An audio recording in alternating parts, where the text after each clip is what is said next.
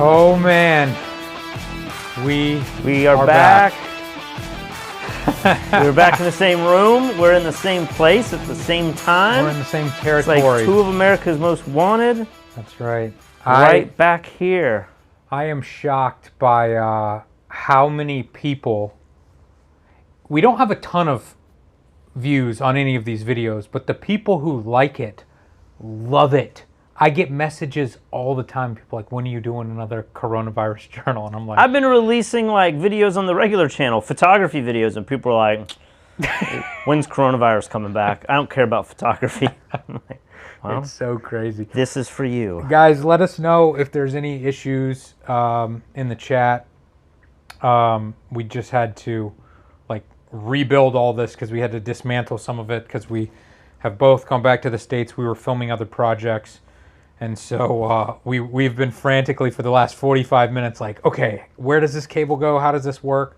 So I'm sure there's going to be problems. I'm glad I didn't cut the hair because they seem to enjoy the... Yeah, I don't know what the hell you're doing there, man. The locks. I'm just going to do quarantine the whole year. All right. I mean... There's so much to talk about. There is so much to talk about. There's so many directions we could go to. You've picked out a bunch of videos so we can continue the show as we did in the past. Yes. But there's also, I don't know, do you want to break it up and talk about our travels and what we've been doing and what's been happening the last week? Yeah, obviously I feel like we do have a lot of details to talk about, like what we've been doing. But there's been so much going on with the virus. Has there been? The election, and I don't know. I just feel like there's crazy stuff going on. We haven't been dwelling on it like we used to. I have not watched any news whatsoever. I mean, I see stuff on my phone. I know, Supreme Court justices, that position's open, and the riots. Like, I know a few little things here and there. The fires have been a big story. But for the most part, I have not sat down and turned on the news on my computer or TV 2 or 3 months. Yeah.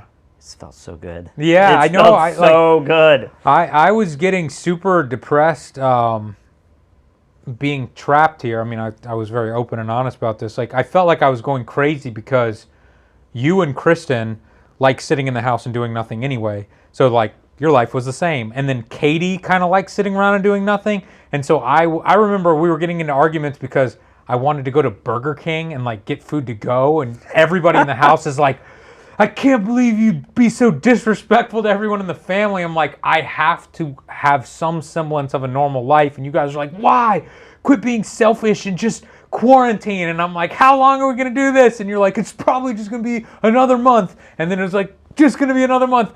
Maybe just until the end of the year. Maybe until the end of 2021. And then we all ended up leaving and going back to the States and stuff. And I feel like we just saw the way the rest of the world was living. You know the M. Night Shyamalan movie where, spoiler alert, it's like... The Village? Is that yeah, the one? Yeah, it's like, it looks like it's taking place in olden times, and then at the end of the movie you realize that, like, oh no, this is modern day, but they are just like in this confined area and they don't know what the world is like. That's what I felt like when I went back to... I was like, oh, people are going to gyms and going into restaurants still around the world. It's just Puerto Rico. Well, is that how it felt? Because you flew in and then you did the trifecta. You went to, like, we already did a show since this time, but for anyone who missed the last show or two in Charleston, you went to, like, Tampa, you went to Jacksonville, you came to Charleston. Orlando. I went straight to Orlando and then took a car to Charleston. I didn't hang out in Orlando. I just got the car and I drove up because I didn't want to connect through Atlanta. And when I got to Charleston, it was like, oh my gosh, this is serious. We need to shut everything down in Charleston to some degree. To some degree. It wasn't like Puerto Rico, right? But they were definitely feeling it for the first time in Charleston. Like, I had left here and had gone to what people were saying was the hottest spot in the world.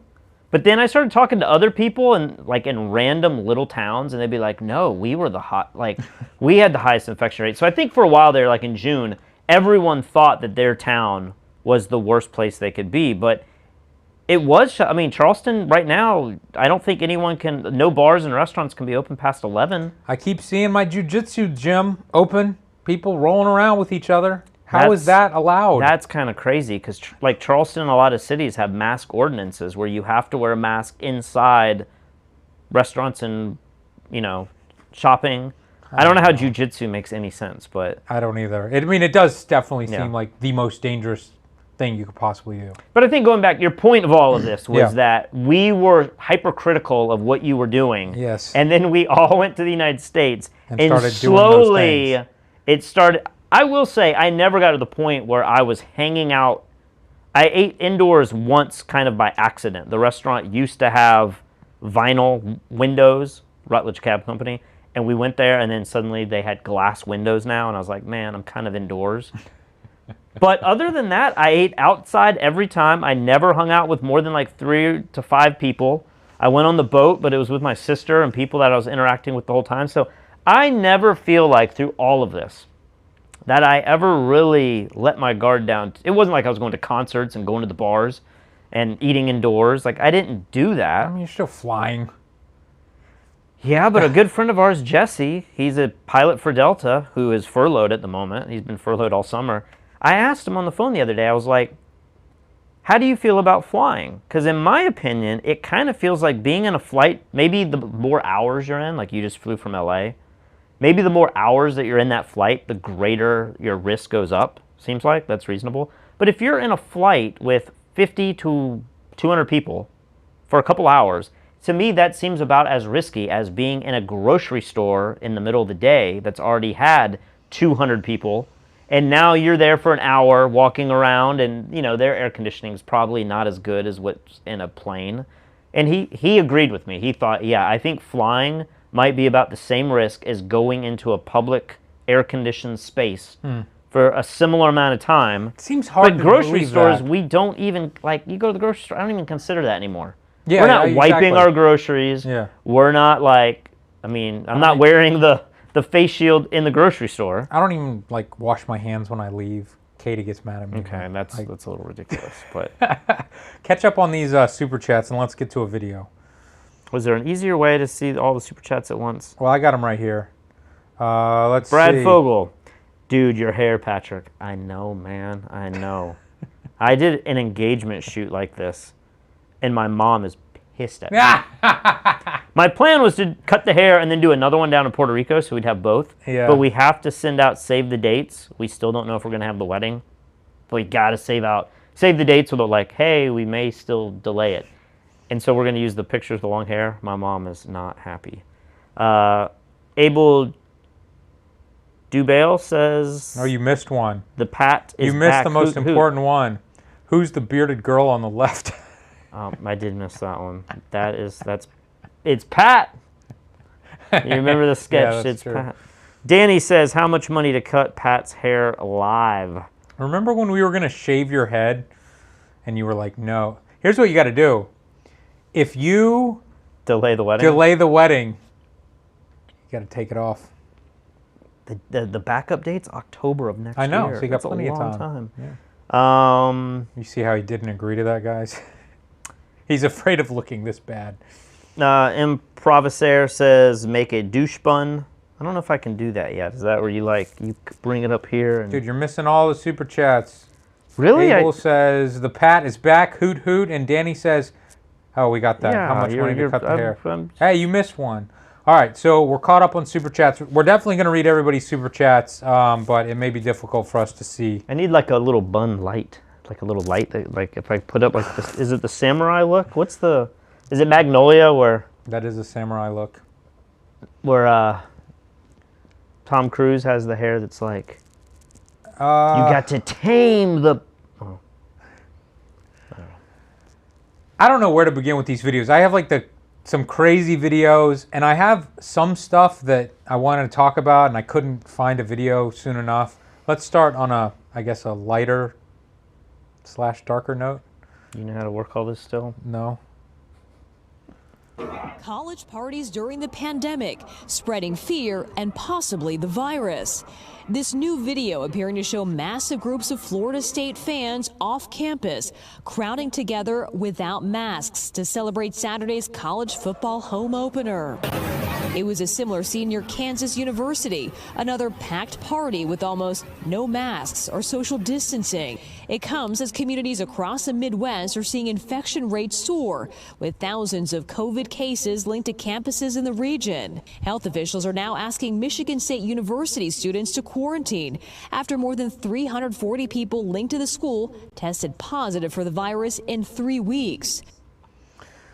The other thing that they showed on this clip right after this, I don't know if you saw the clip of the college kid who was having a house party, and the cops are interviewing him out on the street or whatever. Yeah.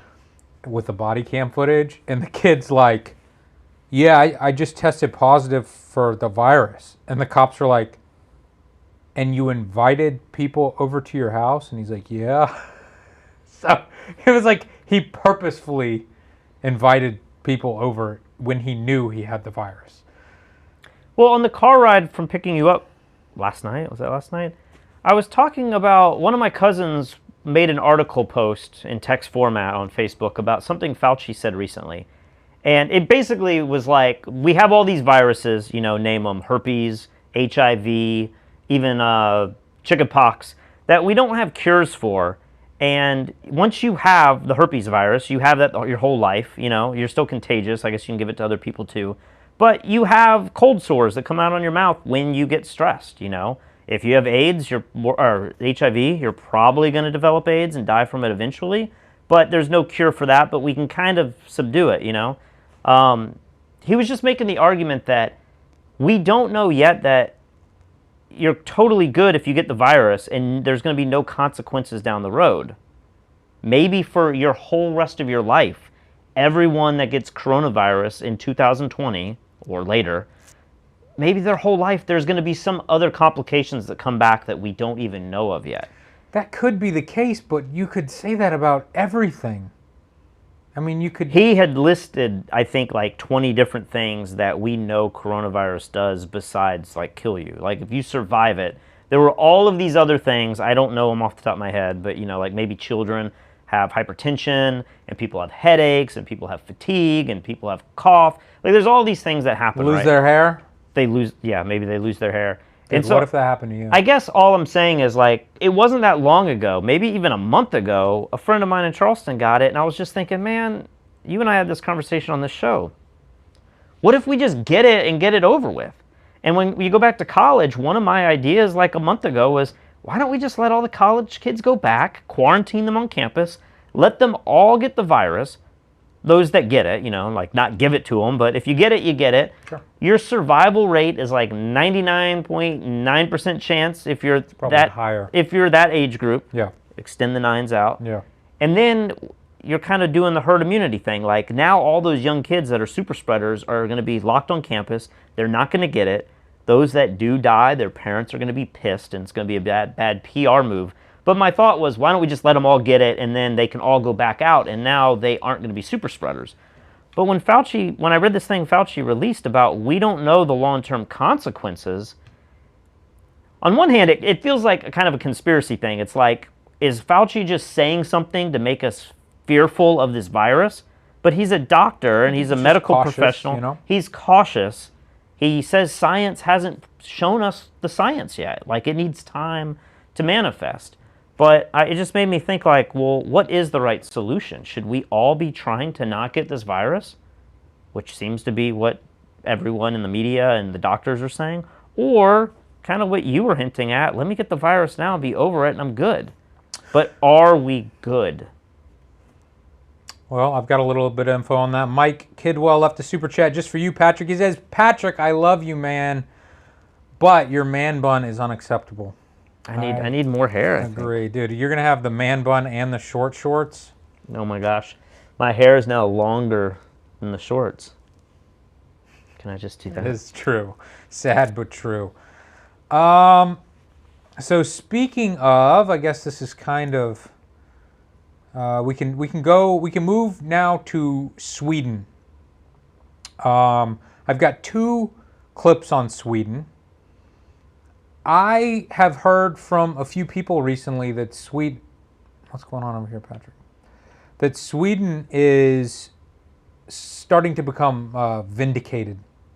Like, their plan really is starting to be proven better than it was before. You know, I think neighboring countries were like 10 times fewer deaths. But as time goes out, we're seeing much bigger spikes in other European countries after they have opened back up, whereas Sweden has just kind of continued on this steady path with some restrictions in place, but for the most part, everything's open. And no masks in Sweden, which is very interesting.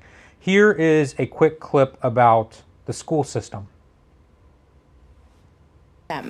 Unlike most school children throughout Europe, these Swedish pupils haven't had to miss a day of class due to coronavirus. The public health authorities made a decision to keep schools open and stuck to it, even when the death rate was 10 times higher than in Sweden's Nordic neighbours. My dad had corona when it first came to Sweden. He was sick for like 6 weeks. My dad was ill too. For 8 weeks. I'm happy we didn't shut down. In the beginning, when people had to quarantine, I was like, why don't we have quarantine? I didn't really understand. I didn't know if I got sick, what will happen. Now when I know more, I don't feel unsafe. I don't feel at risk because I'm not like old. So I don't know if you were listening or reading comments. they're hard to hear.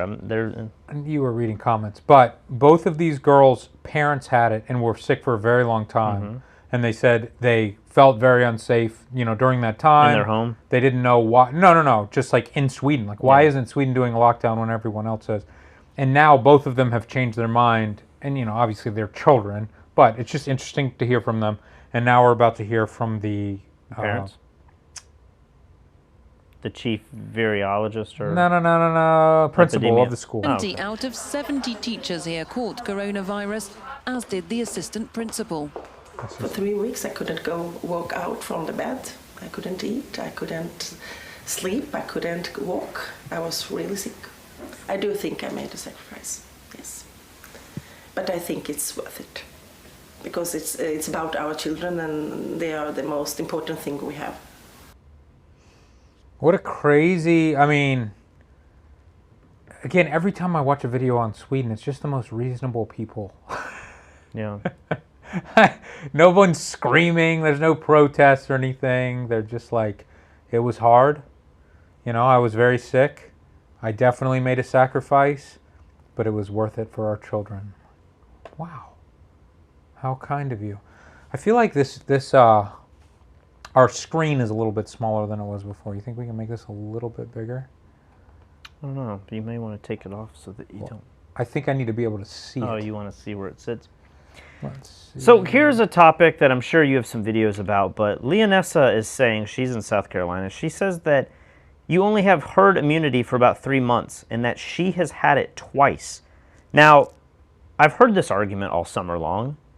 And many people say, well, you have the antibodies for 3 months, but then your natural immune system should be able to create those antibodies when you're exposed to the virus again. That's normally how it happens. Yes. You have antibodies, your body then breaks those antibodies down after some period of time, a couple months, couple years, but then your T helper cells or B helper cells, I forget, it's been a long time, they can then make the antibodies back because they recognize it early, they release all the new antibodies, and then you attack the new virus before it has a chance to replicate. But I have heard people saying, we don't know yet if the body can actually do that. But Leonessa is saying she's had it twice. I've also heard people talking about... I mean, she said she had it towards the end of our when last was that? podcast. A month and a half ago? It's been like 3 months. What? I think I've been gone for 2.5 months, 3 months. Really?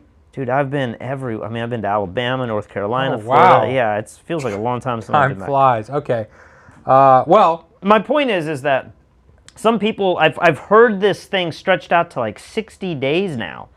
There was the guy, the audio file, who was like, I'm still testing positive, even though like I don't feel like I had it. Well, you heard those girls. No, you didn't, because you were reading comments. They're hard to understand. They said 8 weeks. My father was sick for 8 weeks. 8 weeks. So this time gets longer and longer. I've also heard people being sick and almost like feeling like they got over it, and then they're getting sick again. But is it a second virus? Are they getting it again? Is it just their body is not able to handle it and it's taking over their... Is it one exposure?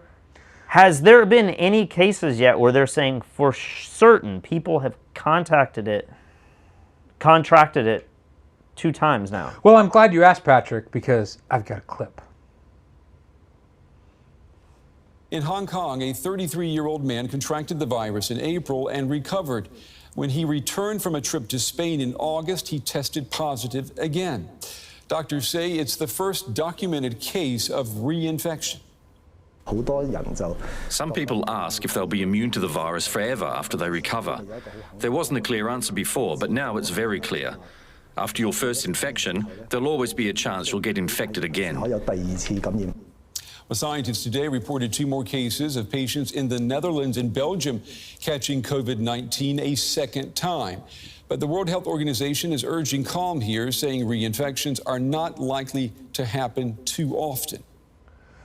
The other thing that they go on to say that I didn't record in the clip was that in almost every case, it's not very serious the next time. Yeah. Your body is somewhat ready to fight it. And I remember, I don't know how long ago it was, maybe it was 3 years ago, 2 years ago, I got so sick.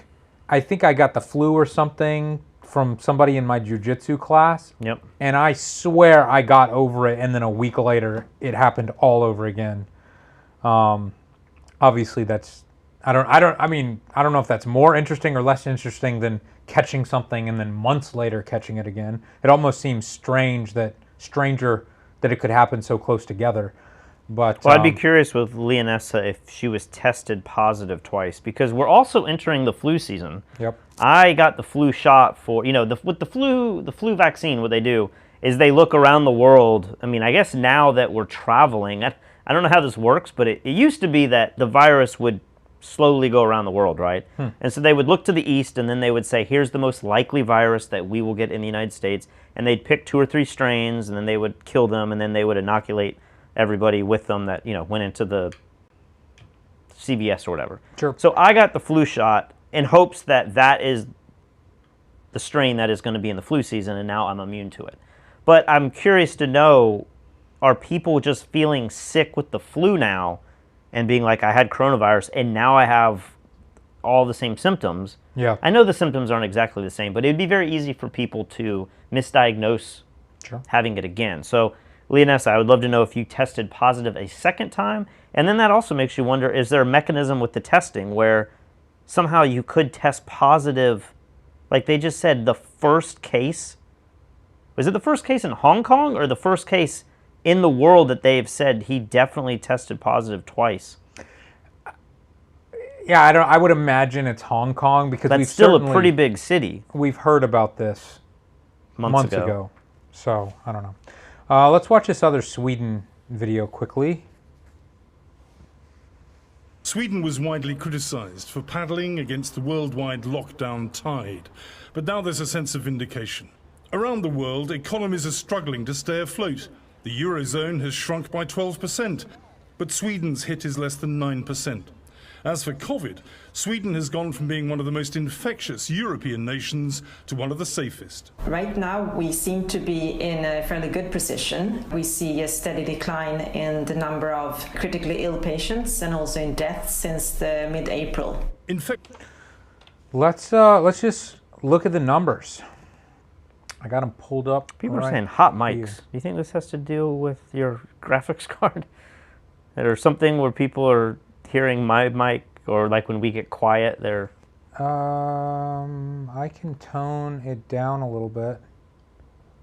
Hot mics meaning like a microphone's on when it shouldn't be, or that we're distorting a little bit? Maybe we are clipping just a little bit. Check, check. Check, check, check. Tell me how that sounds, guys. Okay. You were going to bring up the numbers on... So, check out Sweden's numbers here. I think we got to go full screen.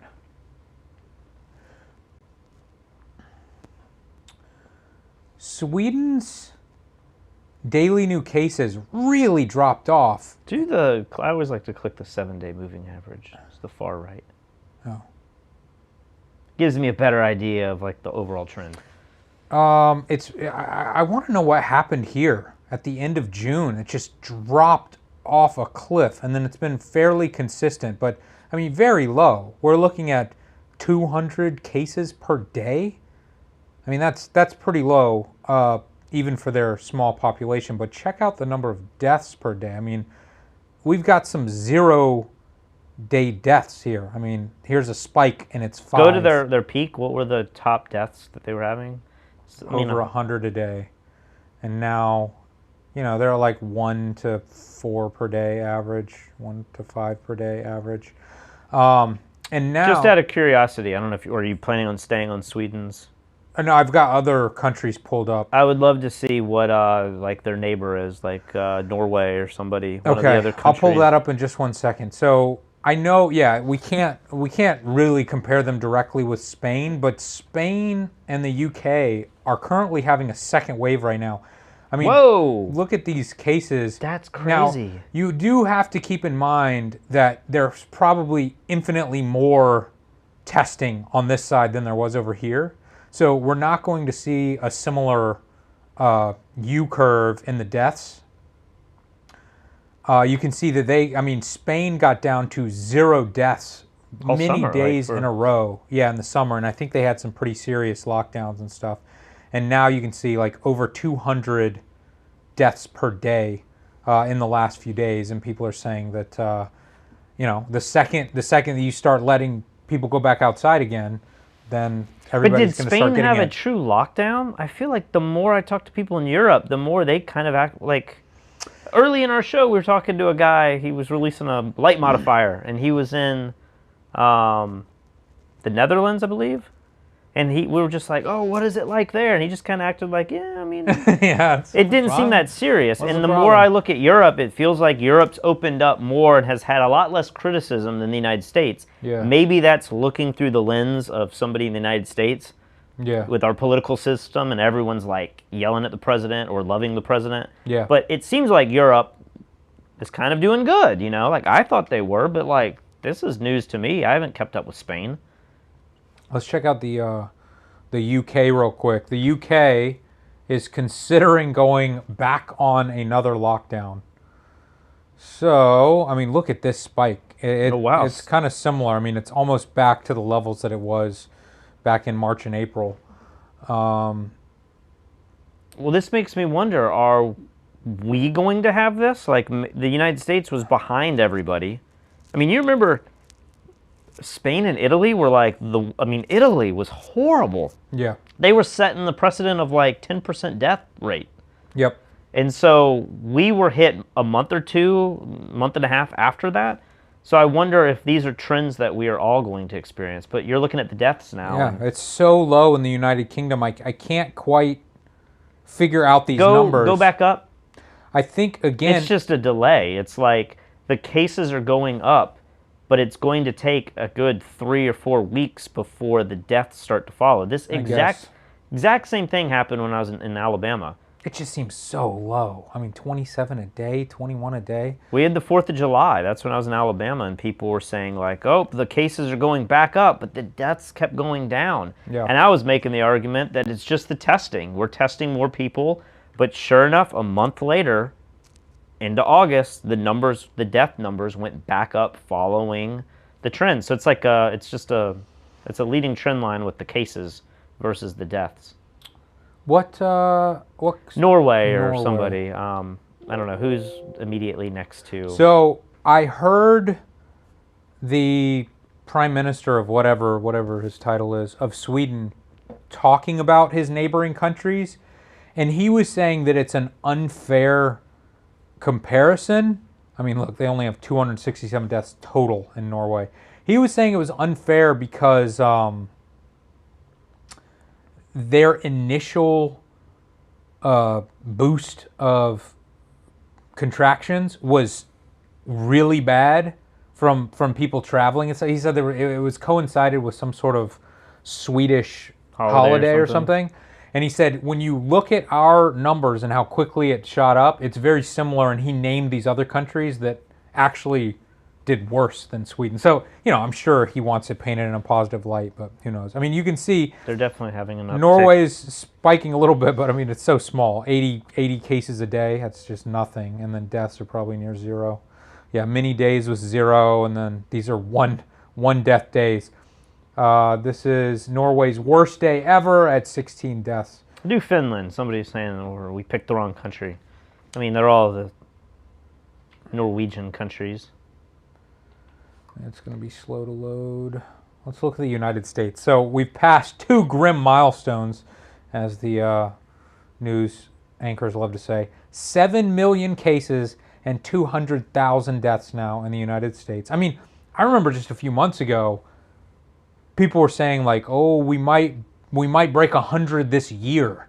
Yeah. And then we broke 200,000. What were the original deaths, though? Was it 600,000 or 2 million?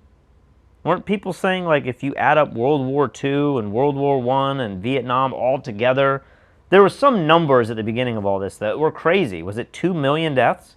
2 million Americans? I mean, that...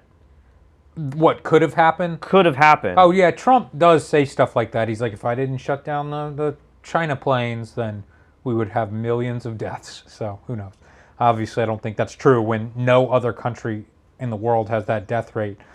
But, I mean, we definitely saw a little downturn here, but we're certainly not doing good on daily cases. Now, I think our deaths are way down. Well, not down as much as I thought. Do the 7-day again on these, because like we have these crazy.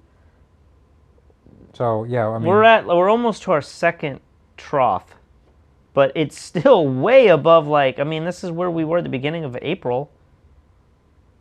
I don't know if April, but like the end of March, I'm looking at the 28th over there, which is when like the height of hysteria was happening. Everybody was the most fearful right here, and it's worse than ever, and now no one cares But anymore. the trend line's going down. The trend line was going up, and we had no idea, what was possible.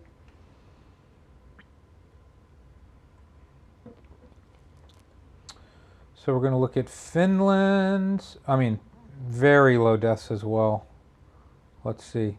So again, spikes, lockdown, and then coming back out of it, having more cases per day. That would make sense. And I mean, their deaths are 0 most days. So Finland seems to be doing well. Although, what's the population of Finland? See, I think I got it right here. You just want to do 5.5 million.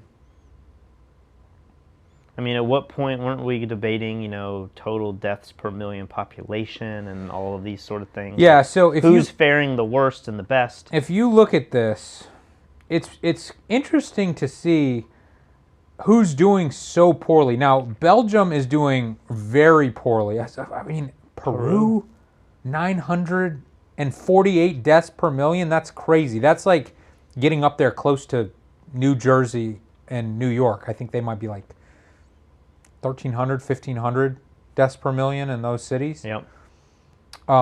Spain is doing horribly, 652. The U.S. is close behind, 616. Like Ecuador. I mean, I was supposed to be in Ecuador like last week for a wedding months ago, and I was like, that wedding's going to get canceled. But Ecuador is doing worse than we are.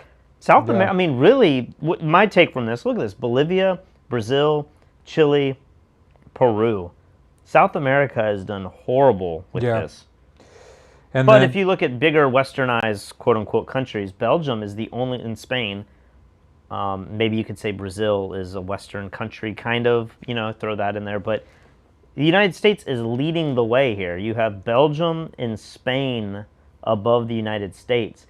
But you have, the difference here, the UK is literally one person difference. Yeah, Italy, we're tied with the UK. 591 versus 615, 616. It's not really that difference. You could say the United States is tied with the UK, with Italy, with Sweden, with Mexico. all these countries are kind of dealing with it in the same way. And I guess that's where I get frustrated. Not like I'm a Trump supporter or anything, but I want to say the United States, have we really, from a raw number standpoint, we've handled it poorly. But we're also one of the largest countries in the world. But when you look at deaths per million population, I feel like we're all more or less all in the same boat. Well, keep in mind, there's a lot of countries on Earth, and so it's very easy, you know, because we can't memorize all the different countries' names, to just go like, oh, look, all the countries I recognize are up here. But when you really start scrolling down and realize, like, oh, there's hundreds of these, and many of these are like 30 deaths per million, less. I mean, a lot of these, now we're getting, I know you guys can't see this right now, but like Japan is 12. So when That's you think, crazy. Yeah, it is. Japan did that. It's like wow. right next to China. I don't understand. And some China, of them, though, like Cuba and Syria and Ethiopia, you'd have to think that those countries are just like reporting, their reporting is not adequate. Don't look at the screen. What is China's deaths per 1 million? Oh my gosh, China's going to be, I mean, deaths per million, I'm going to say 150. Three, come on. There's no way you could believe that. I mean, I don't know. It's interesting. So somebody in the live chat before we went live was like, you have to look up this Chinese virologist who claims that China made this and unleashed it on purpose. And I'm like, all right, I'll look into this. And so I have some clips. Do you want to look at this now while we're talking about China? It's a Chinese scientist that says what? That China purposefully made the virus and purposefully unleashed it on the world. And she's currently in hiding from the Chinese government. And this is some like RT News or something? This is on Fox News. So it's like on some kind of RT News site? I don't know. She has been on other things, other news channels, but these are some titles. I know that you've published some of your research. You're planning on publishing more soon. Give us, for a non-scientific audience, a summary of... And fair warning, it's very difficult to understand what she's saying. You can't read. You must focus. Why you believe this virus came from a lab in Wuhan, please.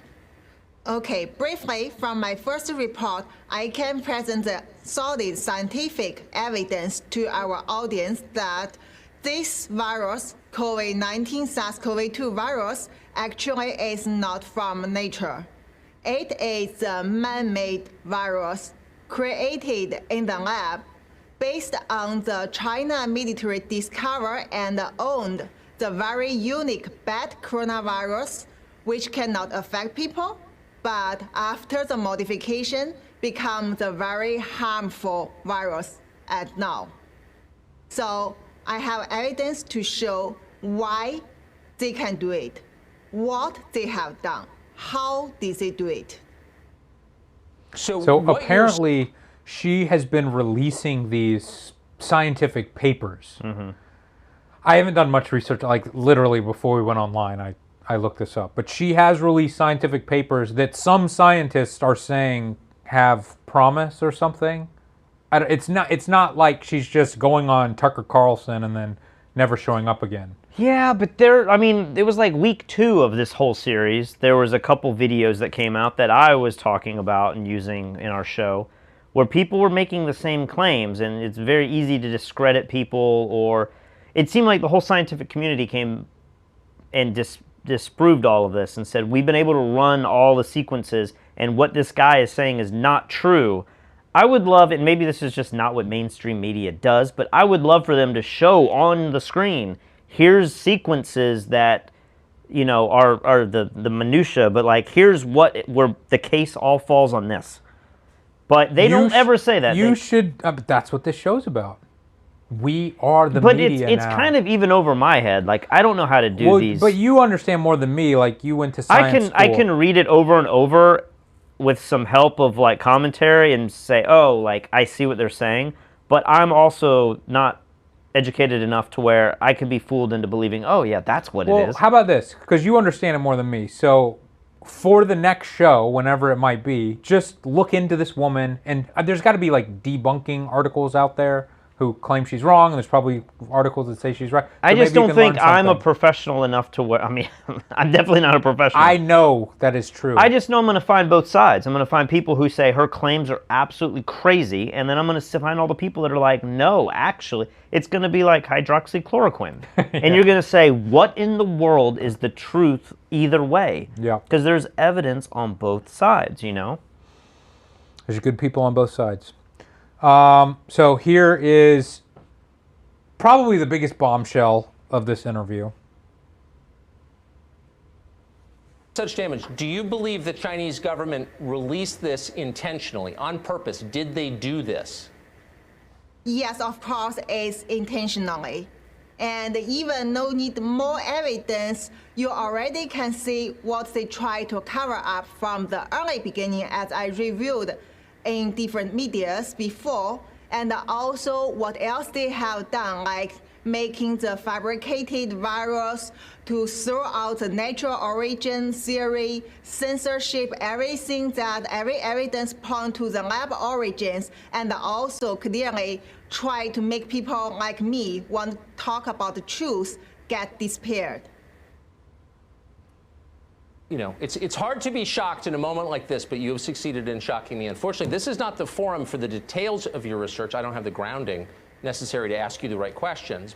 This is when you wish for a functioning media, because what you just said completely changes everything we think we know about the pandemic that's wrecking our country. So I really hope, sincerely, that you will be doing many interviews in American media and explaining this in much greater detail. And I hope you'll come back here. Doctor, thank you. So she still didn't answer enough. She didn't, like, he said, is it that they released it on purpose? And she said yes, but there was no reason behind it. That's true. They released it on purpose, like to do this whole chain of events that we're in right now? He did ask her why earlier. I didn't put it in here. And she said, you will have to ask the communist government. I do not know what their plan is overall, but I know that they released it purposefully on the world. I'm very curious, especially those of you who are not in the United States, if you're hearing this same sort of thing, because I said this is the biggest story at the beginning of all this. This is where it's all going to pivot, but I think here in the United States, we are way too consumed with the election right now that this story, even if this is the most important story of, you know, of the next 5 years, 10 years, whatever, we are not able to have this conversation as Americans right now. This will get buried so far into the news, and like it's not, even if it was true, I'm not saying it's true, but if it were true, that's not where we are right now. We are in the middle of like the craziest election in American history that's what our media is going to cover, you know? Yeah. So I'd be curious to know if other countries, especially like Australia, you know, they're the biggest trading partners of China. They're geographically really close, and they're one of the biggest westernized countries in the world. Like Australia, New Zealand, what's happening there? What's happening in Sweden? What's happening in Europe and the UK and the Eurozone? Like, are they having these conversations about where did this virus come from, and is China responsible, and is it genetically altered? Because that seems like we're gonna be talking about that forever. There's definitely a lot of news channels in Australia that are very similar to Fox News in terms of their position on all of this. Like, yeah.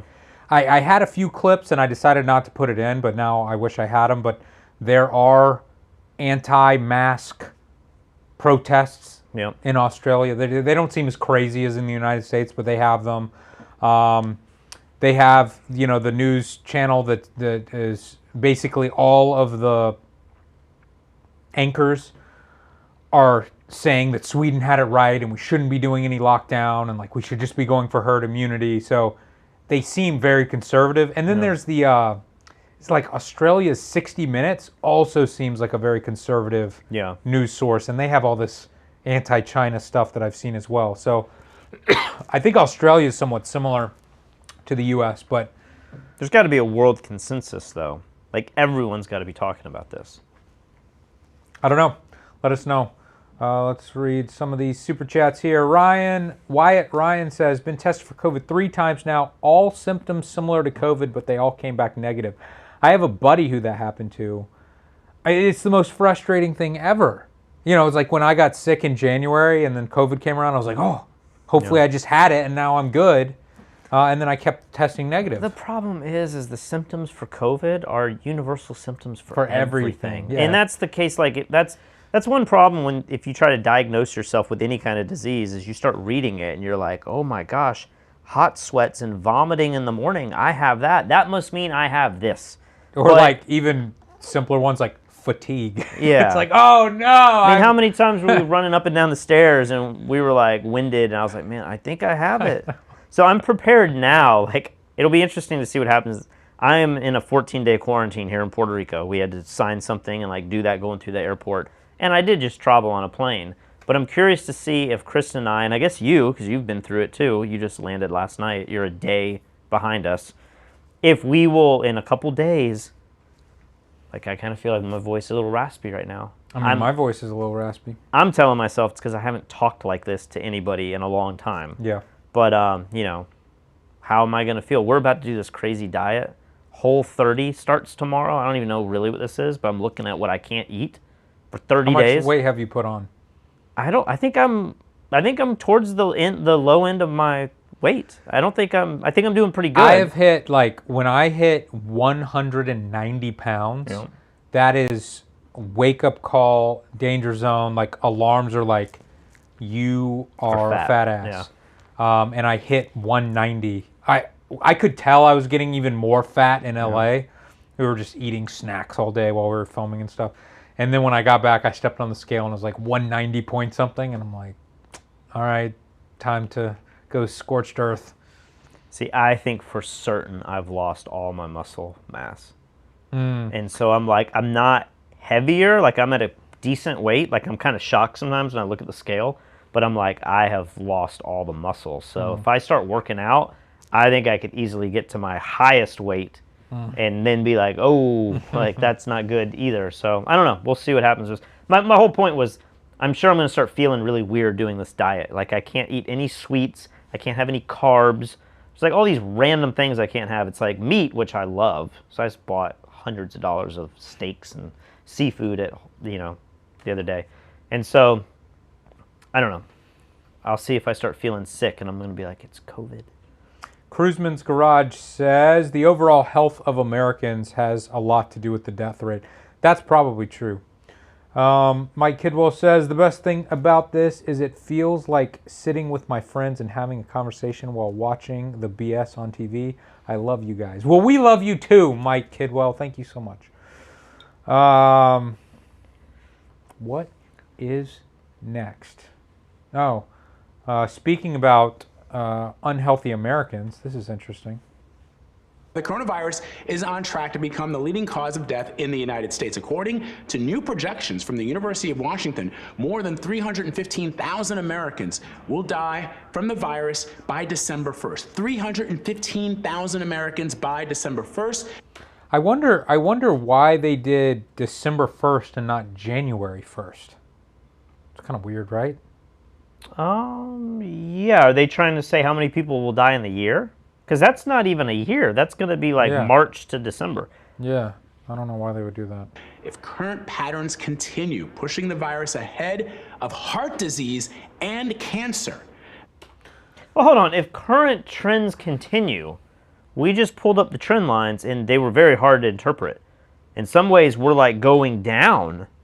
Couldn't we miss 317 by a long shot?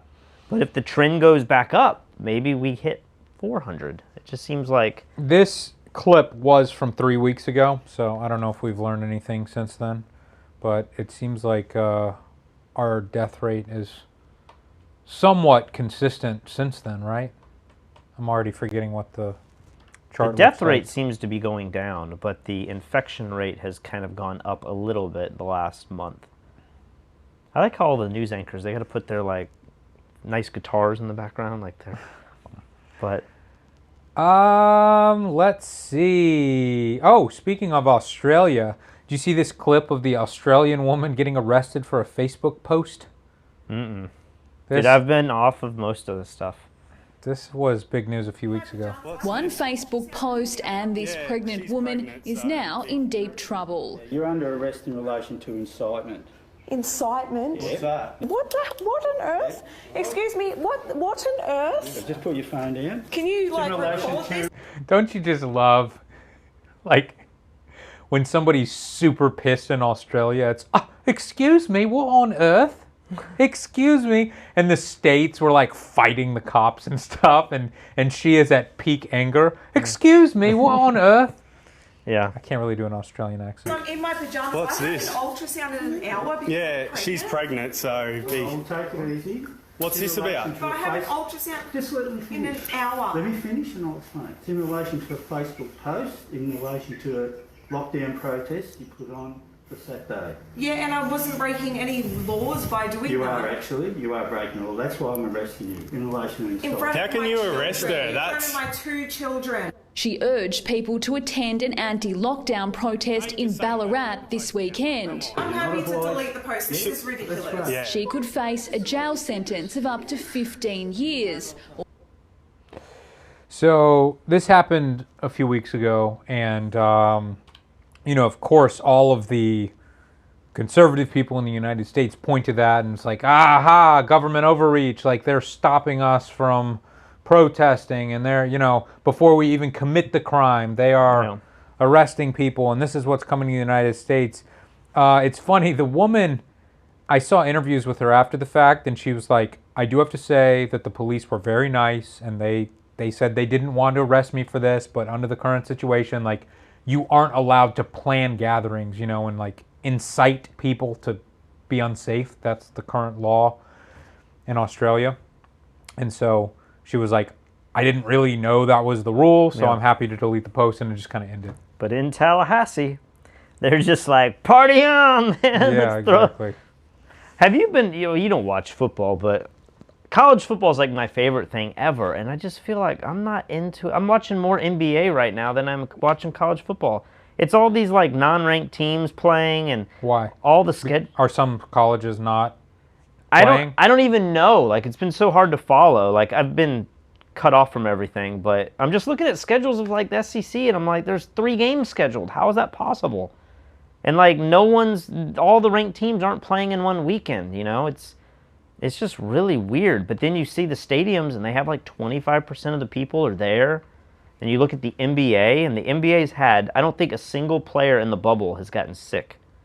And they have the fake, you know, like the virtual fans that you I've never seen even a clip of the NBA. It's really weird, man. It's like, I think right now the Lakers, they're playing the Nuggets, which probably won't be much of a series, but every game is on a neutral field. So like every night there's the whole, you know, going back and forth and playing 2 games and 3 games and 2 games, like all that's gone.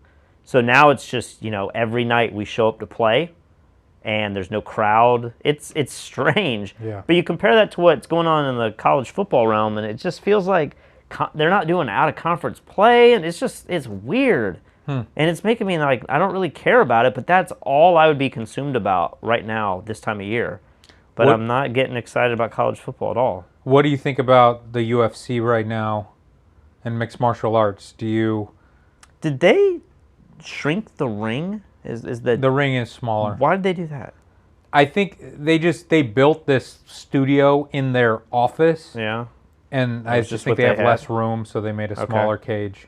I definitely like it less. It feels like the Ultimate Fighter show. Yeah. Where it doesn't feel like the stakes are that high. When you have a crowd. But the fact that you can hear them talk to each other. That's weird too, because you'll hear the ringside commentary, and you're like, they can all, like, a lot of times the fighters, it sounds like they're just listening to their coach. Right. It's kind of strange, but yeah, I don't know. I don't think I do like the NBA in a way, because it feels like I'm watching, like, they're going hard and they're not distracted. They're playing at the highest level. They don't have a excuse for traveling or jet lag or being in their own town. I love all those elements too, don't get me wrong, but I feel like with the NBA, it's like, man, they're going at it. That's how it feels to me. But with MMA, it feels like, man, there's some energy that's lost because of that. There's energy lost with the NBA, don't get me wrong. But the NBA is pumping in fake sound effects, right? I thought I heard that. fake crowd noises and stuff. Maybe there are some fake crowd noises, but you know, you see they have like when you're shooting free throws. I mean, they have the crowd of people all on their webcams, and they're like doing stuff. Gosh, I can't believe I haven't even seen a clip of that. Really? I've watched most of the finals, yeah. And I've watched very little college football. What's today, Monday? Today's Sunday. I watched very few games yesterday in football. If anybody is watching this currently on F-Stoppers, click on over to YouTube. We've got a live chat going. And remember to subscribe to this channel. This is a completely new YouTube channel. This is the F-Stoppers live YouTube channel. We have very few subscribers here. Let's see. What is next? Let's go to India. Now let's turn to COVID-19, and the fastest spreading outbreak in the world at the moment is in India. At the moment, there are around 90,000 new cases a day. This chart shows how fast the virus has spread. Initially, India appeared to be doing reasonably well. There was a strict lockdown and numbers stayed low. But as India opened up, those numbers moved, and by August, there had been over 2 million cases. And if those are the cases, India's death toll is currently the third highest in the world at more than 80,000. We should, though, see that in the context of its huge population. In per capita terms, the virus has killed around 60 people in every million in India, whereas in Brazil and the US, the per capita rate is nearly 10 times higher. So, again, like, India seems to be doing really bad until you realize that they are at 60 deaths per million and we are at 600. Yeah. So. Well, and I remember months and months ago, India was the big fearful country. Like they were thinking we were talking about food shortages and all those sort of things, and I didn't realize how much food prep India has prepared to help feed all of these people if there are shortages, which is pretty impressive. But this is great news. I mean, I feel like India was supposed to be the worst country in the world, and we didn't even read their name recently, and we were just reading like the top 20 countries. 10 or 15 exactly. countries. India so India is doing far better than the United States, that's for sure. But you could also argue that they were in lockdown, that really did a good job. And then it's like all these countries, once they open back up, the cases start to spike again. I just would like to know, I've never been to India, but I wonder what lockdown in India looks like. Because when you see the crowds of people, I have to believe that lockdown is still being around a lot of people, you know? You would think. Here's a quick clip from the UK. Seeing a second wave coming in, and I don't think anybody wants to go into a second lockdown. But clearly, you know, when you look at what is happening, you've got to wonder whether we need to go further. Here in London, this is the first weekend that the so-called rule of 6 has been in place, limiting the number of people who can gather in groups. The government will be looking very closely at the effect that has on coronavirus rates. But the Mayor of London says it's increasingly likely that further restrictions will be needed here too. And he says the government shouldn't wait until the virus spirals out of control. So it looked like, if we remember back to the charts, it looked like the UK has a spike in cases, but their death number is still incredibly low per day. So, do you get the sense at all that the medical community has figured out ways to spare people's lives? I have heard many doctors say that. That like the chance of dying from COVID now, maybe it was really low to begin with. Like catching it's low, but then dying from it's even lower. But now it's the lowest it's ever been. I mean, I don't know. I think so. I have a video here that it's one of your favorite 2-minute long videos, so you don't have to play the whole thing. But my dad, you know, my dad's all about aloe vera as the wonder drug. He has a new drug, and it's being touted by a gastroenterologist from, I think, Australia. But my dad has gotten the hydroxychloroquine, and he's gotten this drug. He has it, and he keeps debating every day if he's going to take it. What's the word they use? Prophylactically, or like before you have anything. Yeah. Prophylactically. Maybe that sounds right. And so I'm kind of like, I don't know, Dad. Like, I don't know if I really want you taking this drug. Like, but he has it ready to go. And again, it depends on what side of the aisle you fall, what part of the country you're in. What you're about to watch now is in Australia, but there's these cheap drugs that apparently are having pretty good effects. Okay. Professor Borody, thank you so much for joining me again. First, tell us again, ivermectin, how does it work? My pleasure, Andrew. The way it works, it's ivermectin, doxycycline, and zinc. But the ivermectin has two roles. The latest one has just been published from Mount Sinai Hospital in that it blocks the landing sites on the spike of these receptors called AC2 receptors throughout the lungs and the gut. And secondly, it inhibits replication within the cell by using zinc, which it forces or helps to get into the cells. That's why it's called an ionophore. So it has two functions at least, and the doxycycline helps in those two areas as well. Now, how... Do we need to watch more? I don't think so, but did they show the name of the drug? It's like... Should I back up or keep watching? Ivermectin or Ivermectin? I don't remember. Maybe play like just a little bit longer. I just want people to be able to see the name of this drug. But how well does it work? Well, from the 6 publications that I have actually examined and have published, it works close to 100%, which is so There's the name of the drug. Ivermectin. Surprising to me, because when having developed the triple therapy, that was not close to 100% at all. So we've been given a gift of these 3 drugs together, which are already registered, licensed, and ready to use, that work so well. There are many more trials, over 30 trials that are reported that are starting on the same thing, but we have them today approved by the TGA to be written and combined with the other 2 drugs. I just can't hear him talk and not think of Anthony Hopkins in Silence of the Lambs. Yeah, that's true. And he's like, it's perfect. Just take the drug. We know it's going to be okay. What's the girl's name? Is it Claire? Claire. Clarice? Clarice.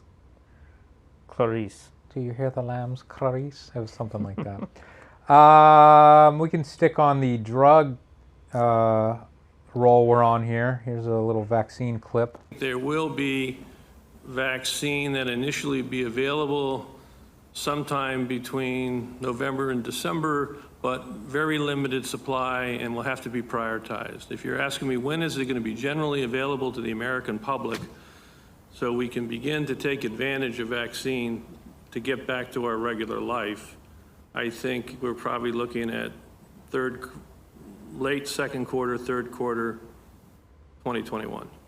Okay. Who is making this vaccine? Because he seemed very nonchalant about we're going to have the vaccine and it's not going to be. I haven't seen anything yet that makes it sound like this vaccine is very likely to get approved by the FDA. Really? I thought everything I'm seeing is like vaccine will be done in the next 2 months. Who's the one winning that bid? Are there multiple vaccines? Or I thought there was like 10 vaccines. My and they were Moderna all stock working. keeps going down. Like Yeah. I've been buying and selling on the height, and it's been this whole game. But I haven't been seeing studies coming out that sound super positive. Everything I've been hearing has been super positive. I don't know. It's positive, but my lack of understanding or a little bit of understanding is that many of these drugs, they get this momentum, but then when they get to that final stage, like they aren't healthy. It's like they have too many side effects, or it's like 99% of these drugs never make it to market. Yeah. And so like a company like Moderna, they've never even released a vaccine ever. And then they're trying to do this RNA vaccine that's never been that's done. used by messenger mRNA vaccine. I don't think that's ever been done. So it just seems like the cards are highly stacked against them. Yet here's the first time that I'm hearing that like there will definitely be a vaccine in November that's going to be prioritized towards people in the healthcare field. And I'm just thinking like, I don't know that I would take that. It's not that I'm an anti-vaxxer, but if you make the same argument that Fauci's making, we don't know the long-term side effects of getting coronavirus. Yeah. I think that has to apply to the vaccine as well. Like, you don't know what the long-term side effects are. Maybe. I don't know. I don't know where I fall on that. Let's see. If anybody has any more super chats, put them in now. We are about done here. I think we've done every single thing. I asked you this last night, Oh, but I'll ask it again. Yeah. When we kind of ended the show, it felt like you were saying, we're all just delaying the inevitable, and we're all going to get this anyway. Mm-hmm. And in some ways, you were even making jokes like, I should go to New York and just get it, and then I can have a free ticket to do whatever I want. I'll travel, and I don't have to worry about it, which now that's kind of up for debate too. But as this has gone on, and the numbers, I mean, I don't know if we could take the number of cases versus divided by the population of the world. Like, are we at less than 1% of the world still has this? Like, what percentage of Americans have it? All I'm trying to say is, do you feel like your mentality has changed where you feel like it's inevitable that we're all going to get this? Or do you feel like the numbers are going down and we're not growing exponentially, that there's a very good chance that 90% of people could avoid getting this, and it's maybe better to be somebody who avoids getting it? So my feeling about the virus, I know this is not based on science, because we're looking at the numbers right now, and in the United States, things aren't really getting that much better. They're getting a little better, but not as quickly as you would expect. But because, one, I've just been like flying around the country and doing work, I don't think about it anymore. Yeah. And I'm sure everyone watching this, for the most part, people fall into two camps. It's like the people who are just afraid of this and want to stay at home, and they're like, it's not worth the risk, and if I can save one life, I'm going to stay. And then it's the rest of people who have to work for a living and have to get back to living their life. And when you send your kids to school, how much can you really be worried about it if you're sending your children to school? How much can you really be worried about it if you're going to work and working with other people? Yeah. How much can you really be worried about it if you're going to restaurants and filling up the car with gas and going into grocery stores every other day? You can't be that worried about it and do all those things. Like, the human mind, I think you can, to some degree. I don't know. But the other thing is that I have not been watching the news, and every second of every news clip is just about how we're in this pandemic and there's no way out and things are getting worse and Trump's a horrible leader and he's not going to save us. Now, when you turn on the news, it's like some stupid thing about Biden and Trump and like, are they going to be on the Joe Rogan podcast or not? And so I don't even think about the virus anymore. Do you not feel that way?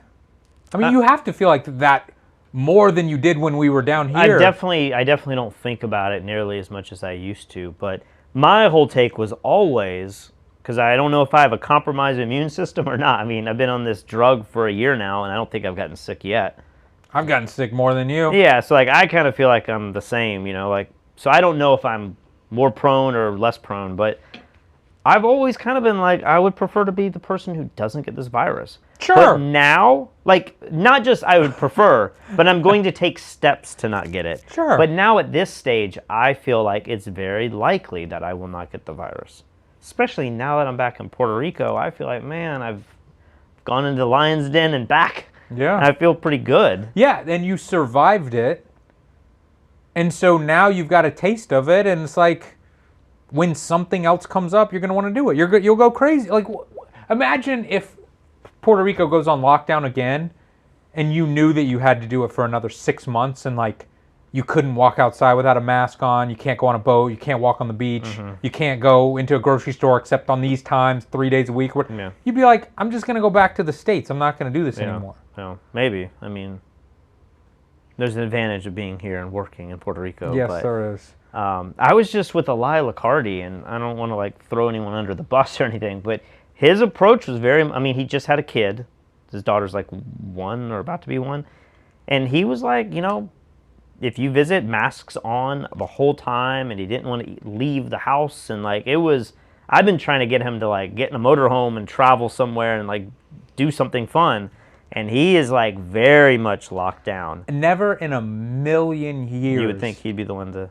I mean, Elia lives the most, it's not that dangerous, but it's not a comfortable life. I mean, he was homeless for years, traveling around, sleeping on airplanes and staying in crappy little hotel rooms for literally years. And beautiful hotel rooms. Sure.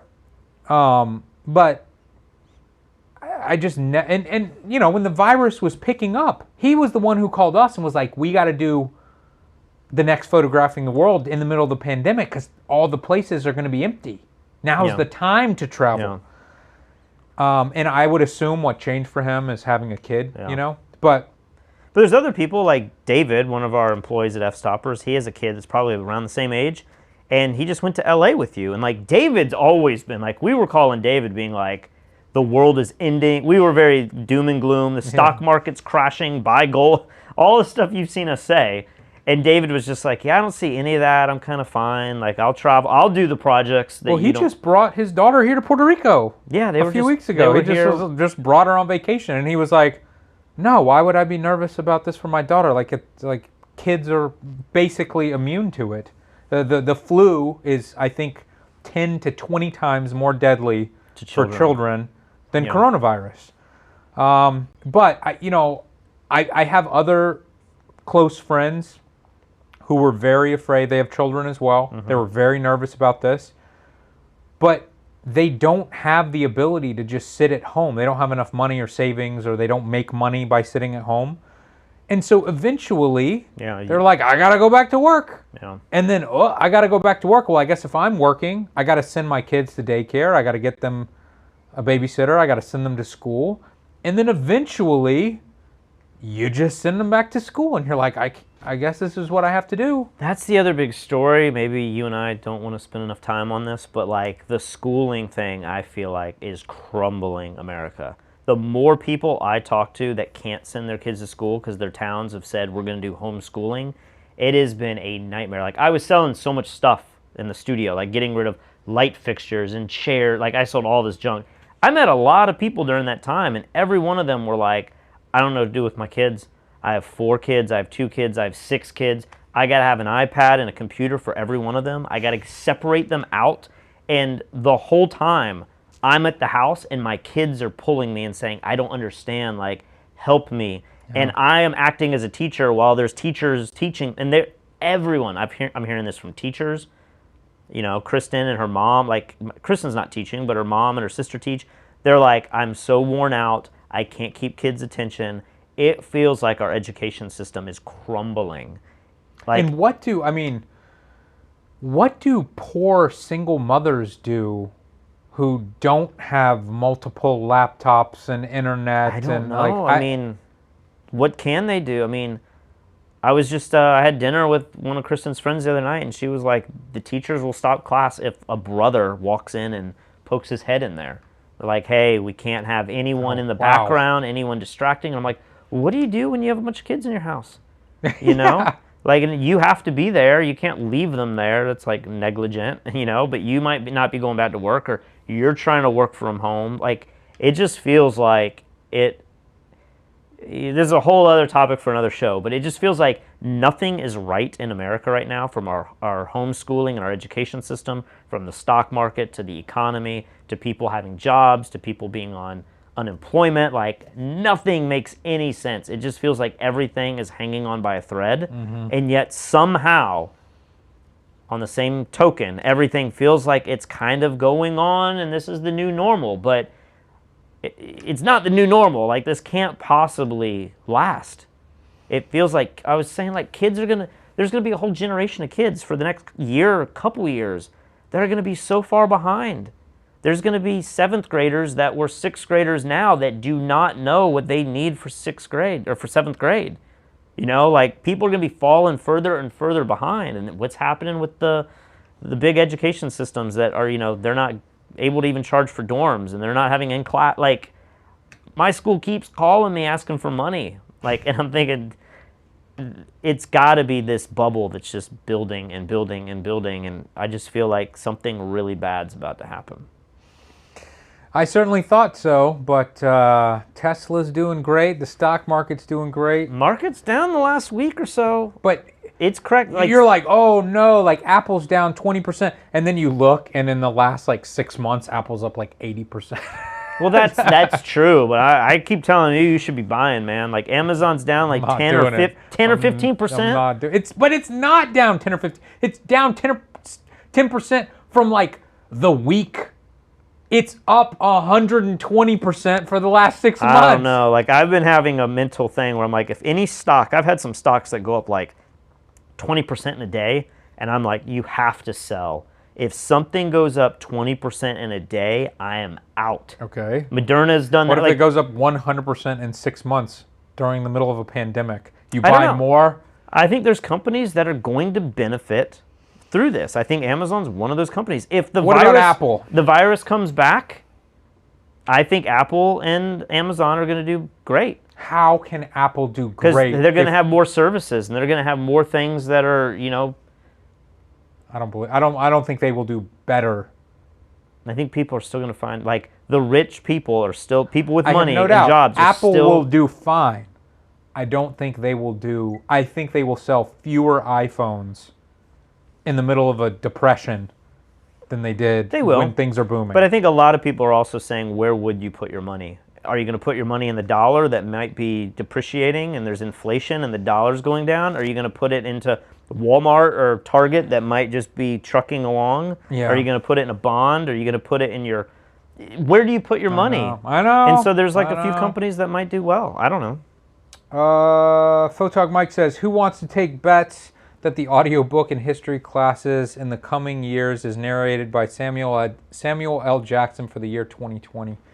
Yeah, I could definitely see that. What is happening with your Tesla stock? You did this whole short, and I told you should be filming your reaction to the stock every day. But if I did that, it would like the video wouldn't make it would be like, oh, it went down today. Oh, it's back up today. Oh, it went down. Like, you wouldn't be able to follow it.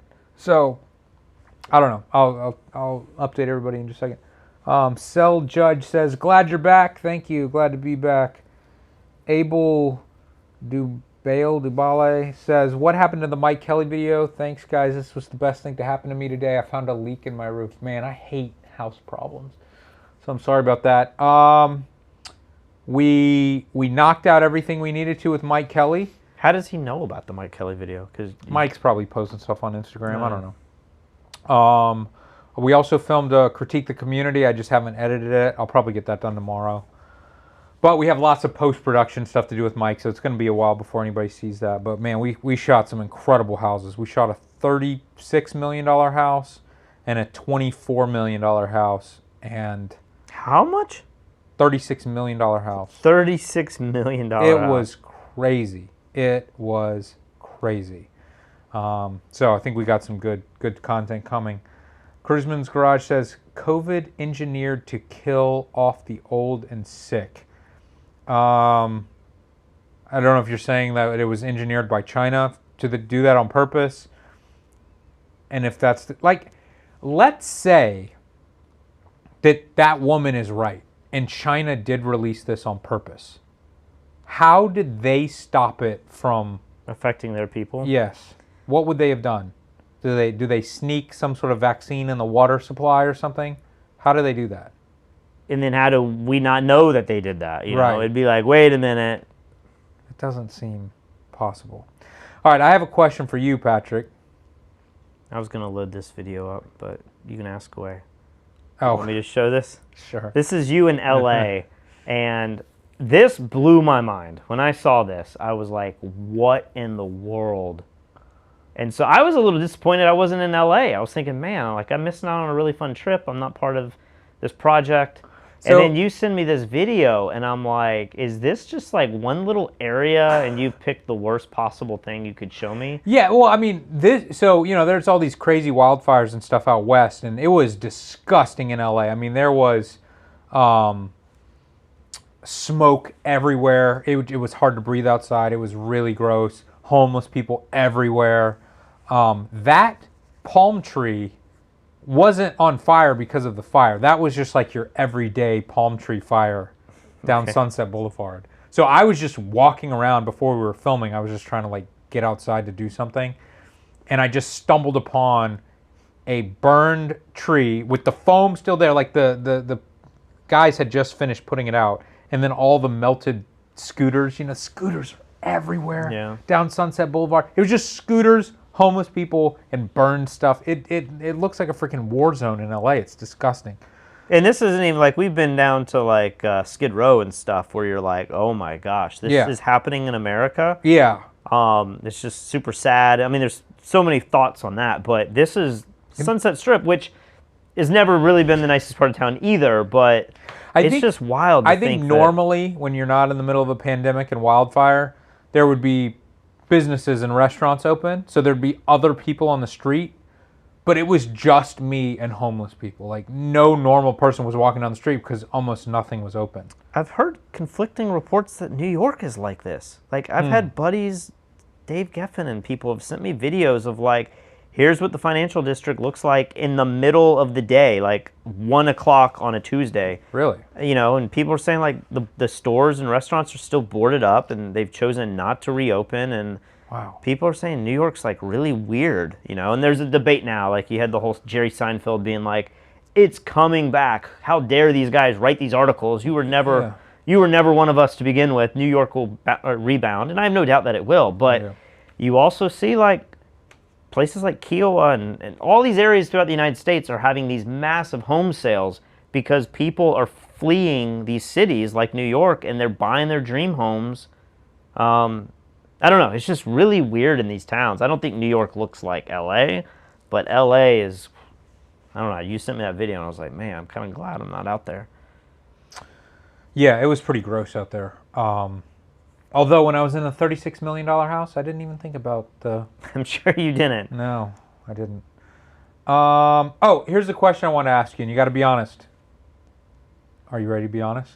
Are you going to lie? I'm always honest, man. No, you're a liar. But you have been renovating like our studio back in Charleston. You sold a ton of stuff. And you just said a second ago, a ton of people came over to buy it. Yeah. Were you and those people wearing masks every time they came over? Oh my gosh, yes. It was wild.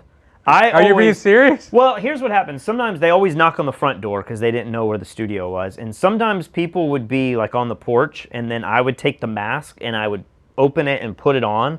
I like people to see my face because it's like personable. It's so weird to be all covered up, but I would put the mask on and many times people would be like, oh, and then they would put the mask on. But more times than not, people would knock on my door and they'd already have the masks on. I understand that may have happened a few times. No, 99% of the time. Really? Yeah. The people who didn't have the masks on were the demo people demolishing the back. Who needed it the most? Oh my gosh, I've never been in a demo zone before, but like, I've been around like you pulled a wall down or something. There was so much gypsum board dust and like insulation and like probably rat poop. Like there was so much stuff in the air. I went back there and did like one final photo shoot with all the debris everywhere. And the next day I was hacking my lungs out. And I was like, I made the biggest mistake by going back there. And it had already settled. Like this was hours after, the windows are open, everything, the AC's off. Like it's settled and I thought it was fine. But I'm watching on the security cameras. I'm like, man, these people working for this company that I hired, they might have like a towel or like their shirt or something, but many of them did not have much of anything. And they need like the full respirator. There was one girl that had that, but a lot of the people out there had nothing. And I was like, man, this can't be good for your lungs. So they did not wear the masks. But well, that's a perfect segue, talking about masks. Because watch this video. I don't want to say anything. I just want your reaction to this video. What they're doing at this one hospital in Spain with COVID patients.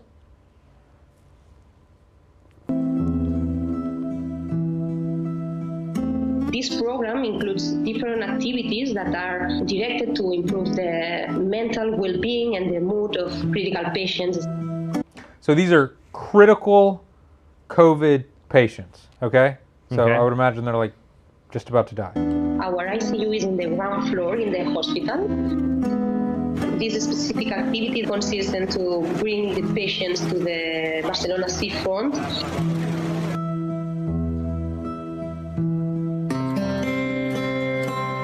This is a therapeutic activities. Patients, they have to face a very difficult situations in the ICU.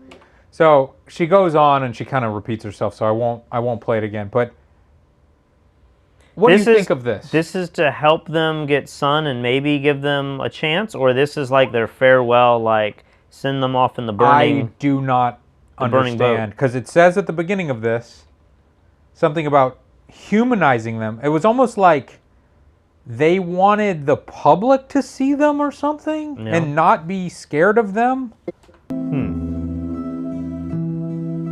Humanizing This ICU program patients? includes different activities that are directed to improve the mental well-being and the mood of critical patients. There she says it's for the benefit of the patients. Yeah. But I won't say anything. What is your thought on that? And what level, like, is it? Just what do you think? Wasting when you see that? the hospital's time, or it's super sweet and nice, and like, wow, like they're going for, they can only do this in hospitals that are near the ocean, which Barcelona is. But I don't know. Like, I'd want to be outside if that was me. Okay. Yeah. No, me too. I mean, we're hearing so many things about getting vitamin D and zinc. Like, those two things seem to be like I'm taking that as much as I can every day. Yeah. But I would want to be outside, and if I was about to die, I definitely wouldn't want to be in the hospital. I don't know, like... I agree with all of that.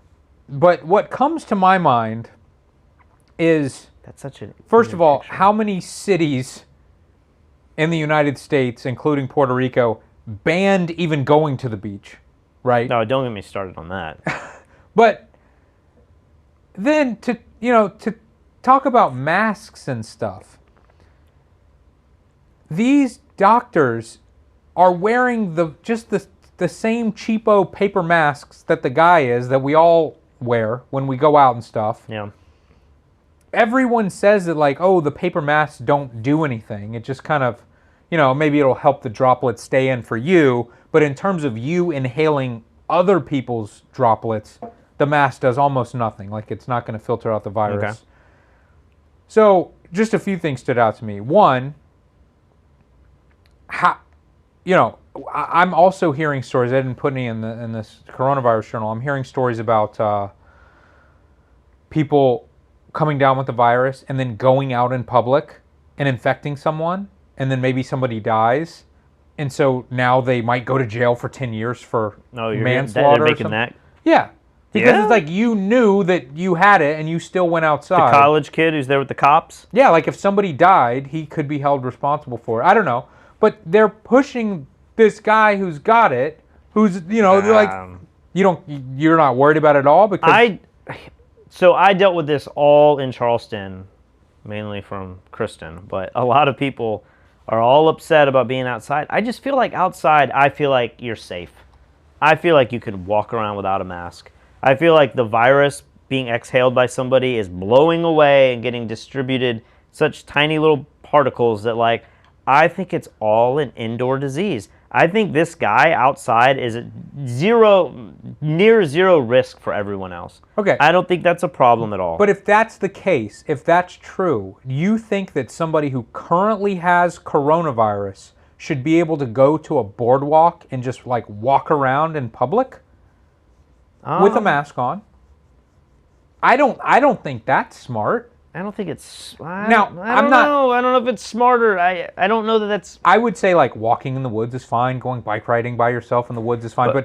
And obviously, I'm not saying that this guy is, like, infecting those people way in the background. I'm not saying that. But it's weird when it was literally illegal to walk on the beach in Puerto Rico.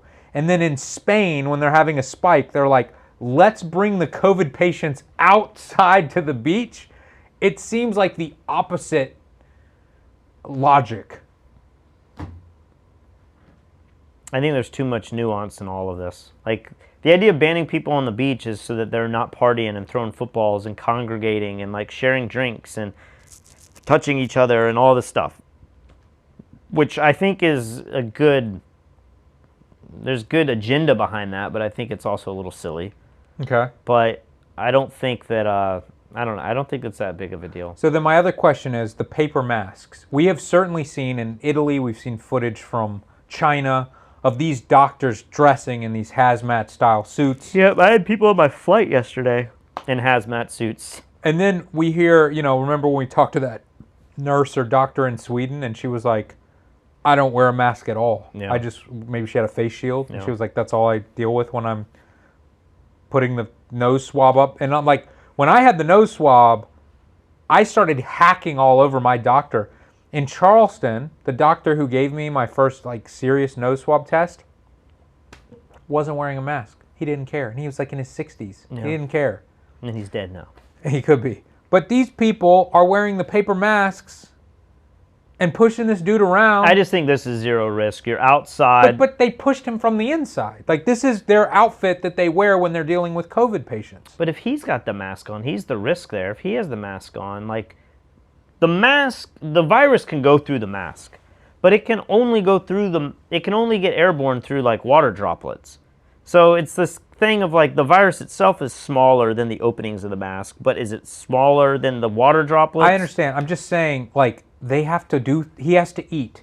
They got to put things in his mouth. They got to replace his mask. I doubt they have to do I don't think he's tests. out there that long, and I bet you he's not, like, eating a bag of chips No, outside. I'm not saying any of this is happening outside. I'm saying inside, all of these things have to happen. He has to take medicine. Yeah. The mask comes off. Yeah. I'm speculating that this is the outfit these nurses are wearing. Yeah. 100% of the time. Yeah. Is it not weird that we see some countries where they wear no masks, some countries where they wear the paper mask, some countries where they wear hazmat suits, Okay, I see your point there, yeah. and then other countries where they're like, oh, let's push them around outside for everyone to see?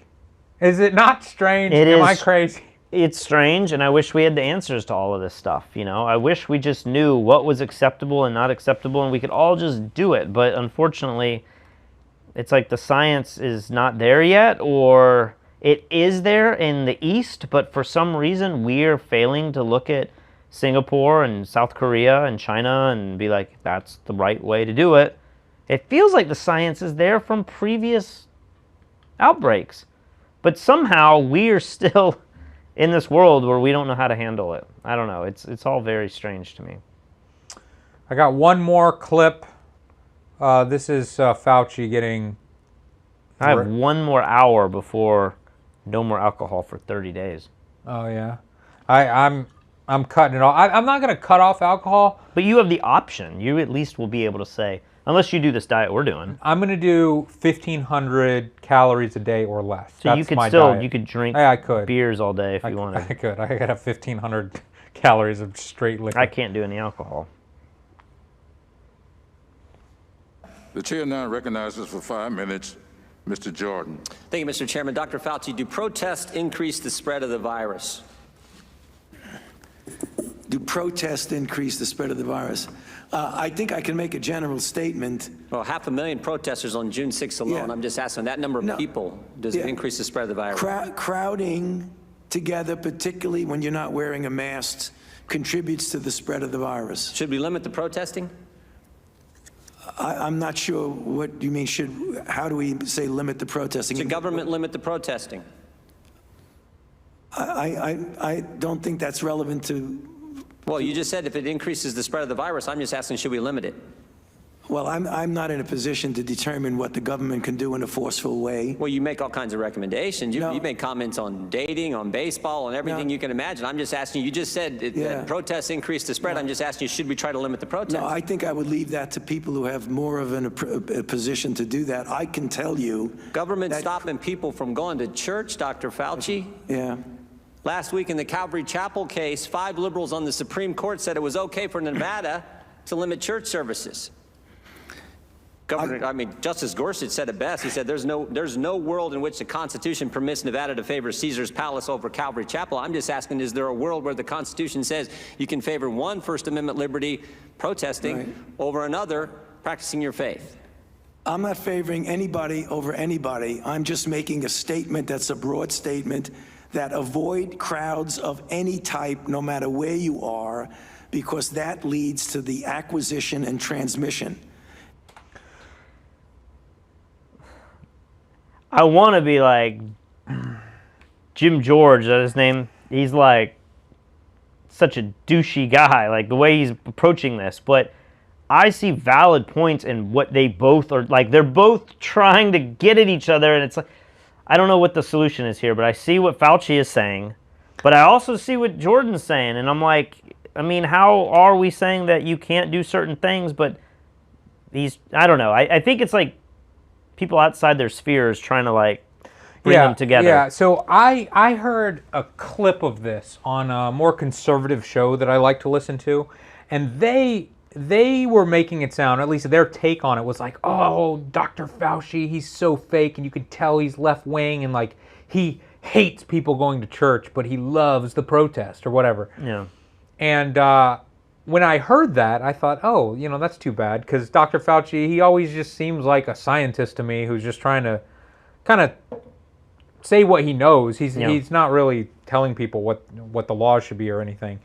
Maybe he's making recommendations. But when I watched this whole clip, and this is just a portion of it, I felt like Mr. Jordan, whoever this guy is, was being very unfair, and I felt like Dr. Fauci was being very reasonable. I think maybe Fauci could have been a little bit more clear and could have just said, I don't want to make laws that people can't go to church either.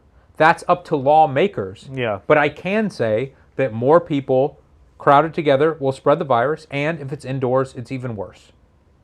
I feel like that's a very good answer. Yeah. But like you said, the Jordan guy, I think he's making a good point. Like, you're going to tell me that I can, and he goes on to basically start complaining about how the protesters were violent and killed each other and killed police. And so, like, how can you tell me that we can't go to church when nobody's murdering anyone at church, but we can protest in bigger groups? It's even more dangerous for the pandemic, and we're destroying property, and we're stealing, and we're killing people.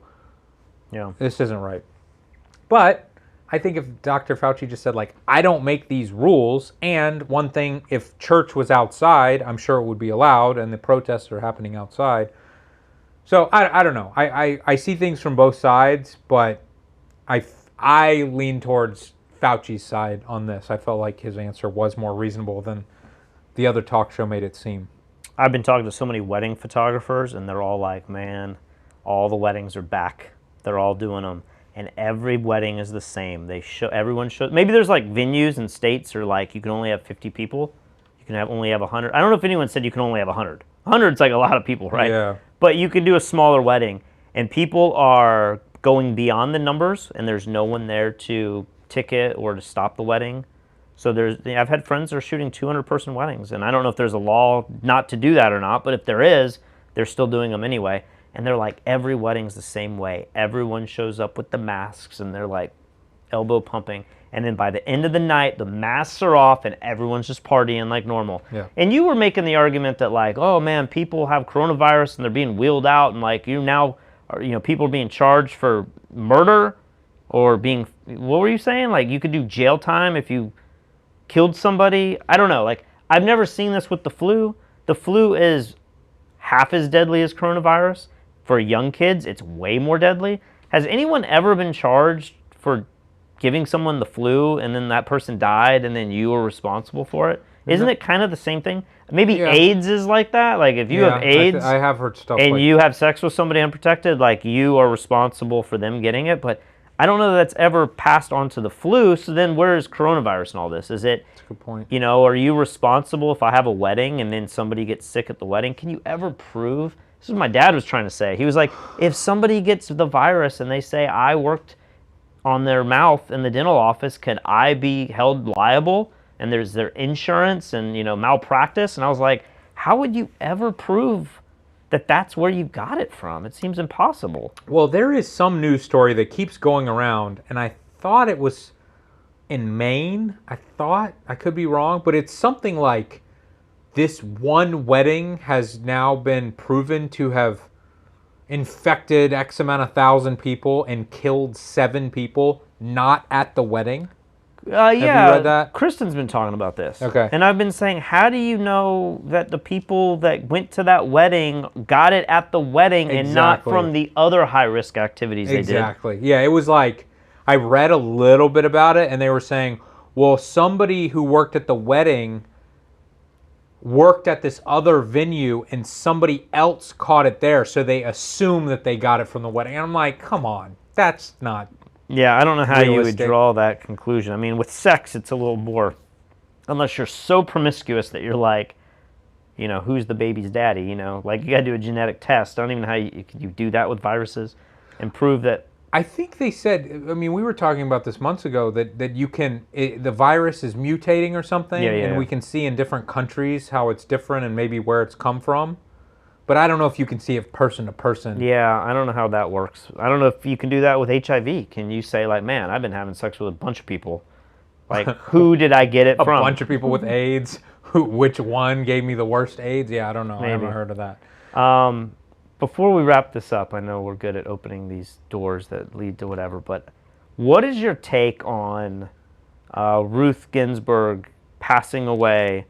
And I just feel like it's it's like one more match that we're gonna throw towards this like fire pit filled with gasoline that's not sparked yet. I mean, maybe part of it is already burning, but I don't want to like give you my thoughts. You know my thoughts, but I don't know that I do. I feel like, man, I feel like we are going into a bomb. Oh, but you don't have an opinion on like her or who the next judge should be or something? I don't know enough. I think it's kind of nuanced. Like 4 years ago when Obama was trying to put in, you know, a Supreme Court justice, like the Democrats changed some law to do something, but then they still didn't allow that pick to go in. So the logical way would be to say if they didn't allow Obama's pick, then they shouldn't allow a pick now, right? That seems fair. But it's not about being fair. It's about being like lawful and what's changed. I don't know enough of the details. All I know is that Trump is he's going to use this in some way. He's either going to not make a pick so that this gets boiled up more and everyone comes out and votes and it's like hinging on this, or he's going to make the pick now and everyone's going to lose their crap and there's going to be riots like we've never seen. Or he might still lose the election, and could he inject the Supreme Court justice in the final, 2 months of him being president? I don't know. There's so many different ways this could play out, but I just see this as like another boiling point leading up to our election. Does this have everything to do with abortion? Is that really all this is about? I don't know. I don't know that Roe versus Wade would ever really be overturned. I think that's people's fears. But there's just so much going on. I'm hearing more and more social commentary people, talking about how this is going to be a contested election. We're going to get to January 20th, and it's going to go to the Supreme Court, and they're going to have to decide who won this election. And without that ninth judge, you're going to have 4 versus 4. And I've even heard other people saying that the vice president then makes the decision. So you'd have Mike Pence making the decision on who won the election. Maybe this is all just too wishful thinking of this is the perfect storm, but it feels like it could be. And I'm just thinking, man, if we go into a contested election where the votes are very close, or maybe Biden wins the popular vote like's happened before, but Trump wins the electoral vote, and now suddenly it's like, oh my gosh, he's about to put another judge. It just feels like we are stacking so many things on top of each other. I feel like we are the powder keg about to blow here. I would hope that whoever puts whoever judge in, that maybe they see things slightly differently with guns and abortion and stuff, but I would hope that they're still an amazing judge, an honorable, honest person, and even if Trump put him into office, they're not going to lie to push him. I don't think that has anything to do with it, because Trump's put people in office that have voted against him. And the left's like, but when it comes down to it, it's all about making that pick. Because that people will blow it up and say oh my gosh, and when you look at it, he will have picked especially if he wins the next election, I mean, there's a chance he could pick more than half of the people on the Supreme Court during his tenure, which is kind of crazy to think about. Yeah, I mean, that's pretty weird. wild that How any many president has he already done? He's done 2 or 3, and now there's an opening here. This is 3 or 4. I don't know what number we're at, but then give him another 4 years. Maybe there's a couple more that are ready to retire too. But I need to learn more about this and learn what really are the key arguments. That are. I understand the abortion thing, but other than that, do these judges really see that differently? I mean, they do. They split their votes, and if they don't, they vote against each other. And I understand, but for a lot of these court cases, it seems like even Americans like are split. Like we don't really know. It's such minute little things that they're arguing about. I know, but for so many people, that makes such a big difference. You know, what is the age of life, and when can it, like, maybe that's the next thing that gets peeled away. Is I think now you might be able to have an abortion kind of later term than what conservatives might want. So like that might get peeled back a little further and whatever. But I think it's just more like Trump's. We hate him so much, and yet he will put in the next justice. And she came out and said something like, her only wish is to not be replaced until another president is voted in. I saw these headlines. There's all of these little things wish, about I never it. read it. And I keep thinking, like, what happens when Trump like nominates a woman of color? Yeah. Like, there's all these like crazy things that could happen. Omarosa gets in there. Well, you're ready for the October surprise. Like, what's going to happen the month before the election? I'm still waiting to see these debates. Like, did they do a town hall where some reporter like talked to them independently? I want to see them like talk to each other. I would love How have to we see not them on had Joe that? Rogan. How have we not had that? Like, we're a month and a half away from the election. I feel like this is all just such a scam on so many levels. We should be hearing them talk. It's going to be a circus show, but like we should be hearing from these people. But if they were on Joe Rogan and Trump agreed to do it, Biden, I have not seen him even respond to this yet. But Trump can say crazy stuff, and I don't think Joe will let him get away with it. I think Joe will be like, hold on a minute, how are you going to pay for that? Or hold on a minute.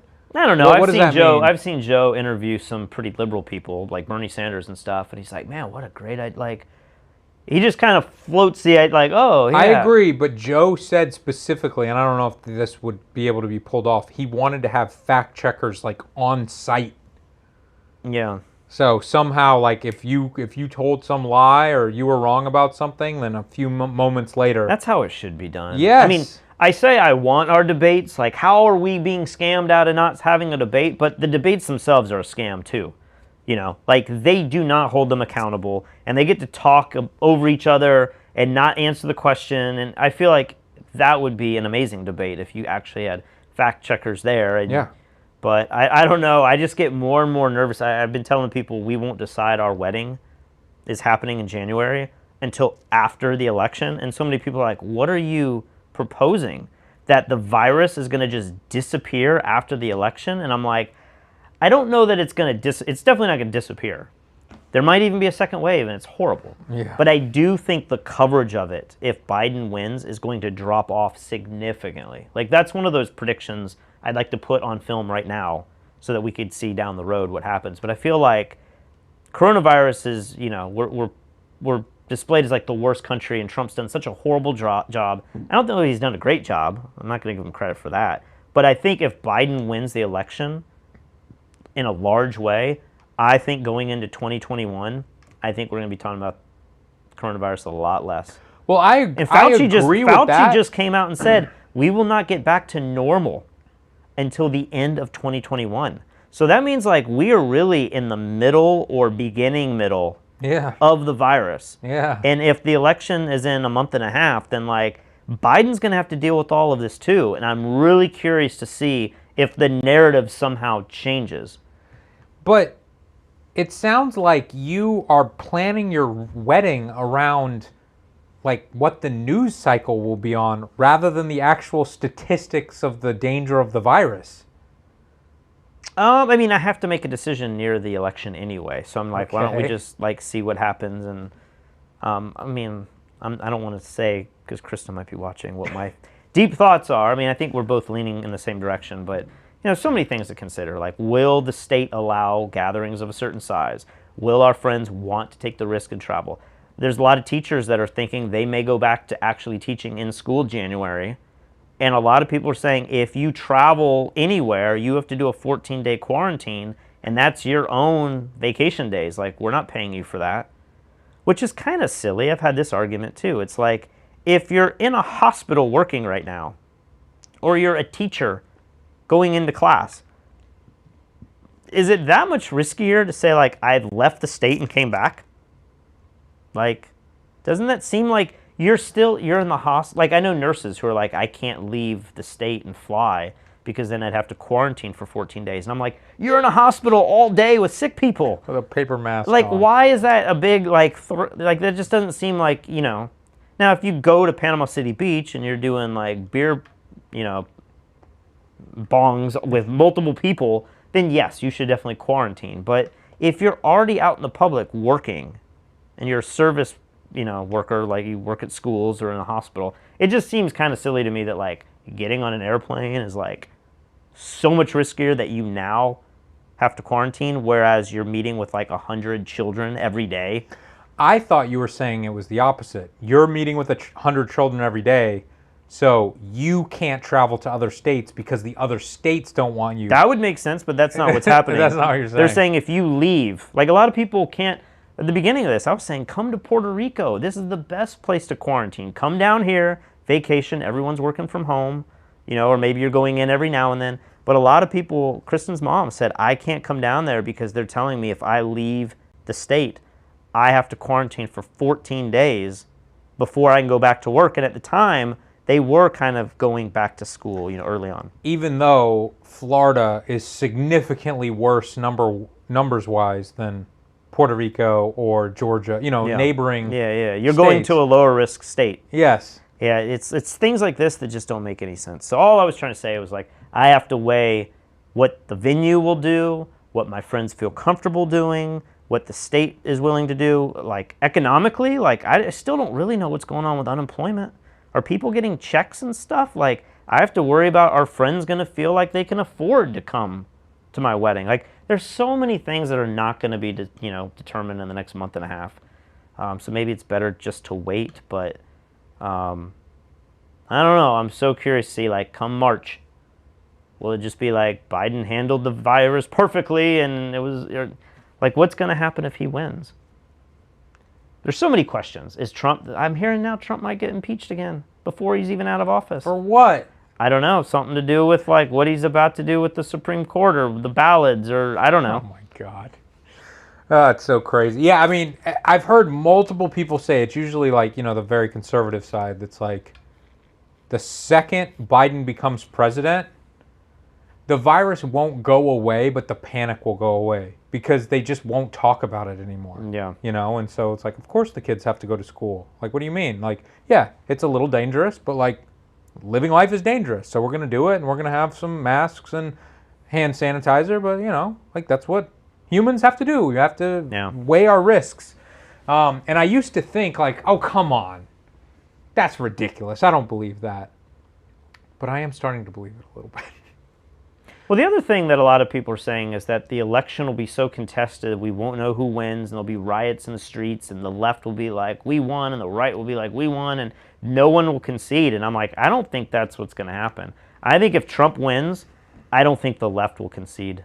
I think there will be riots like we've never seen. No, I don't believe that. I think it's going to be awful. I don't believe that. If Trump loses, I think the right will more or less Here's what I'm afraid of. Like, he lost it for whatever number of reasons, and Biden won, and, like, I hate him, but I just don't see the right protesting the same way the left does. Here's what I'm most afraid of, is Trump losing and then Trump going on air and saying, I didn't really lose, this has been sabotaged, the leftists have, you know, done fake mail-in ballots. Yep. I mean, he's been hinting at this. Okay, so, but where does it go? I don't know. You're saying he doesn't leave office, or are you saying he gets his base to, like, riot in the streets? Like, I just remember... I just think he's just going to leave, like, you know, Nixon in this weird way. He's going to leave and be like, I didn't lose. And then, you know, all these people, a lot of people are also saying, like, you know, they're going to send him to jail. But I feel like our politicians don't send anyone to jail. No, he's not going to jail.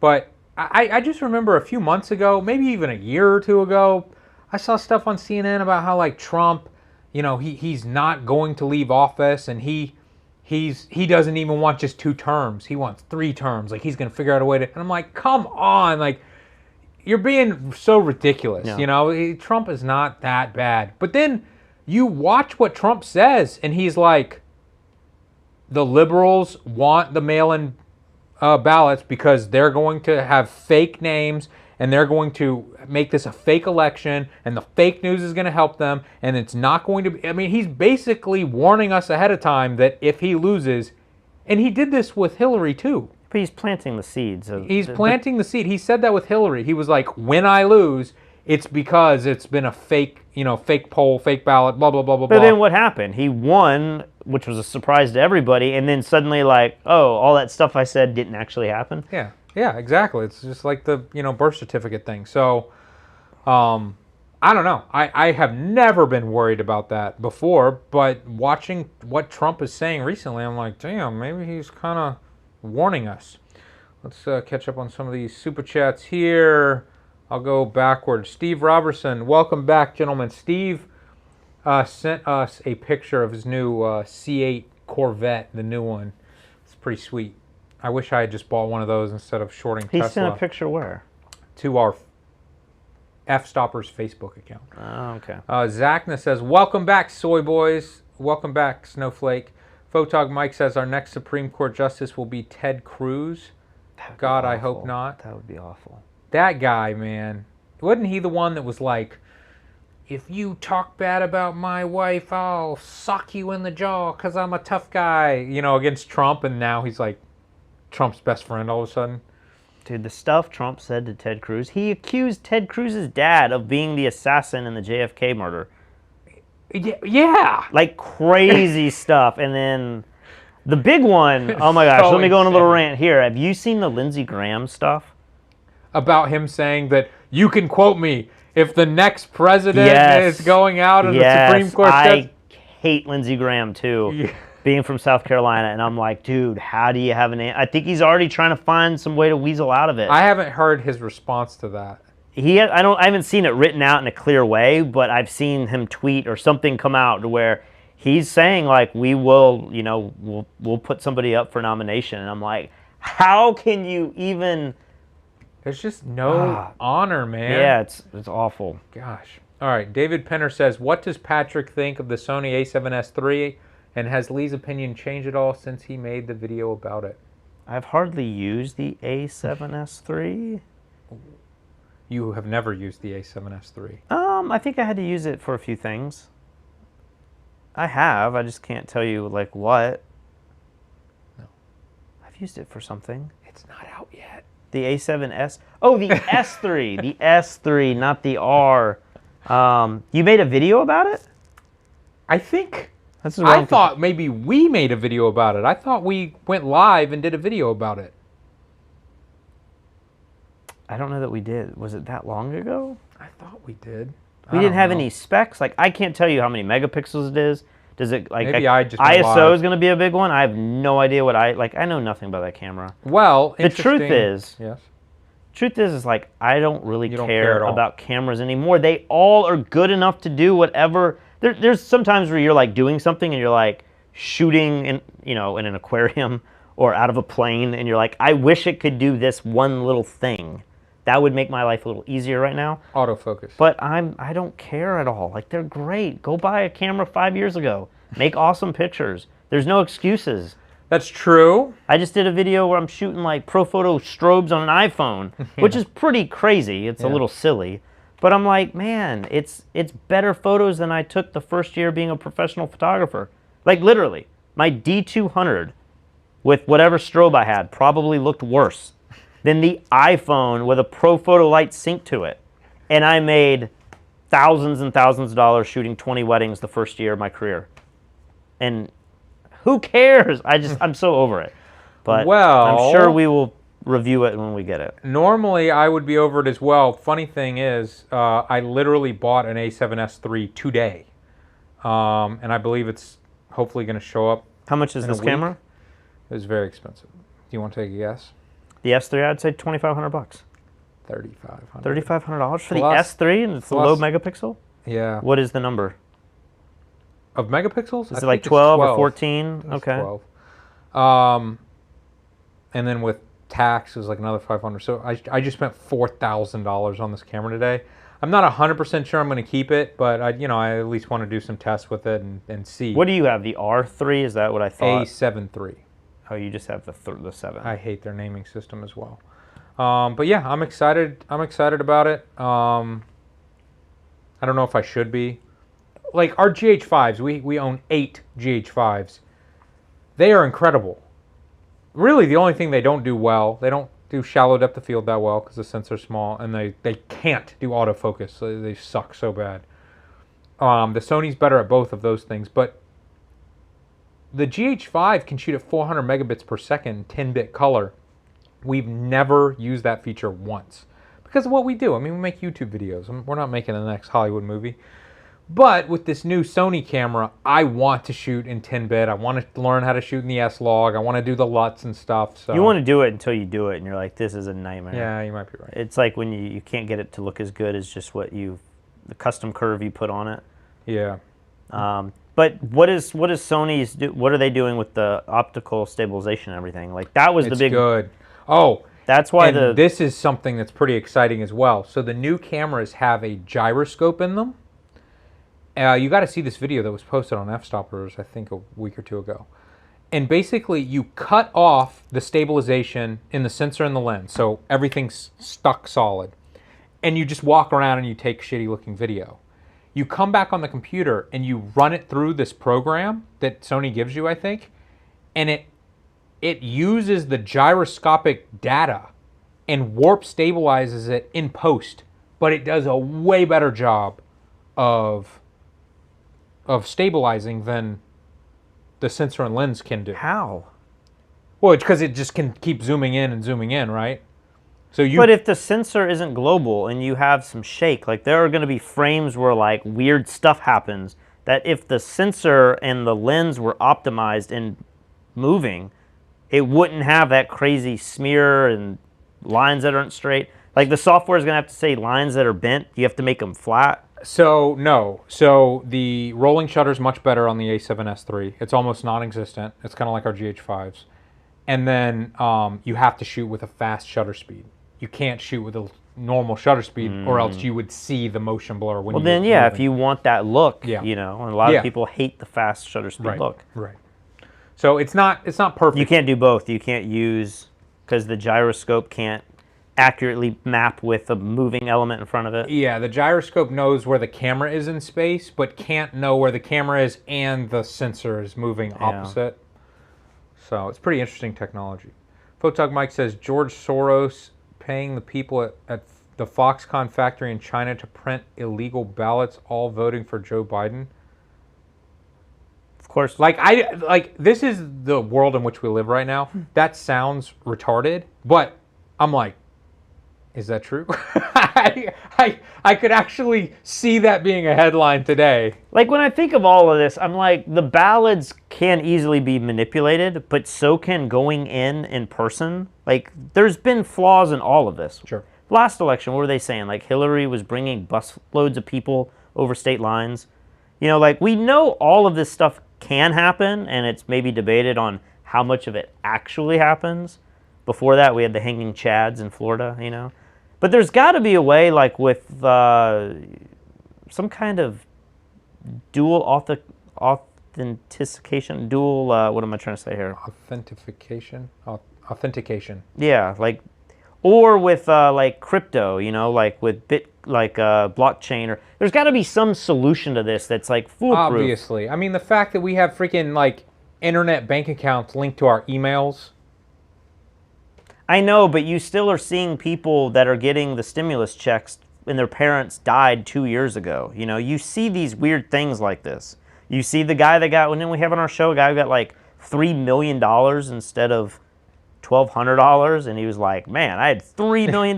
Like these weird things happen. Maybe they all get accounted for, and maybe the guy who got the check for his dad who died didn't actually get to keep the money. I mean, the second you go public with that, yeah, I assume you don't get to keep it. Yeah. But like, it does make you think that on one hand, people say, maybe the left says, we need to make it easier for people to vote. You shouldn't have to go get a driver's license and register to vote. I kind of think that's a little crazy. I kind of go the other way. Like, we should not make it harder to vote, but we should make it to where like we can account for every single person voting, you know. And it seems like blockchain or something would be the way to do that, but trading and buying crypto, I find it to be much more complicated than it should be, you know? It's At like, the moment. Yeah, it's not an easy thing. It's not like sending money through Venmo or something, but... Next topic, over/under on the duration of a Biden presidency. I take 45 days, so it doesn't break the Harrison record. Here comes Harris admin. A lot of people think that, you know, Biden's about to die or whatever. I don't know. I've heard this. I don't... For his age, I feel like he's in great looking... I mean, he certainly looks in better shape than Trump. I made a post on Facebook in the middle of all this where I was just like, can we not put term... like age limits on our president? Like, you probably wouldn't want to do that because as technology gets better, we're going to live longer. So maybe if we live to 150 one day, you wouldn't want to limit people to 65. You know, that seems so far away. Well, I mean, yeah, it does. I just feel like when I watch Congress interviewing, you know, Facebook and Mark Zuckerberg and asking how Twitter works and TikTok and like all of this stuff. No one in our Congress understands technology at all. You get to an age where it's almost like when you can't drive anymore, we got to take your license away. We just got to do that, you know? And I'm like, why do we have, shouldn't it be like from 45 to like 60 or 65 you can run for presidency? And maybe Trump, I don't know how, is Trump like 74? So I guess he ran at 70 and now if he got it again, he'd be 78. It's just, you know, nothing against you if you're 78, but like you shouldn't be running our country, right? Doesn't that seem I don't know. crazy? I would hope the older you are, the wiser you are. You know so much there's more. There's truth to that, for sure. But your mind starts to go. I mean, my mind's starting to go, and I'm not even 40 yet. So I feel like... I mean, Biden's mind's obviously going. I mean, Trump... They're both going in different ways. Trump does not seem mentally stable. But Trump is sharp, though. He's sharp. He might be sharper than Biden, but he, like, when you just listen to him talk and the way he, like, comes up with the counter, like, I don't know. I feel like Trump's an idiot. But Biden isn't sharp either. And I'm just like, you know, you put Andrew Yang between them. I'm not an Andrew Yang supporter, but you put Bernie Sanders between them. Yeah. And Bernie breaks my argument because he's old, too. But you put Andrew Yang in there, and it's like, wow, this guy knows what's actually going on. You may not agree with his policies, but like he's in the thick of it. Yeah. I just feel like, man, why can't... But people were like, some people were super excited about my idea. It's not a new idea. And then others were just so pissed off, you know, like, come on, like you're... Yeah, I don't know if I can jump behind that one. Like putting a limit at like 65, you can't be older than 60, 70? I don't know. I mean, what if it's just the perfect person and they happen to be 66 years old? I would hate for them to be limited. I mean, I could see that argument, but...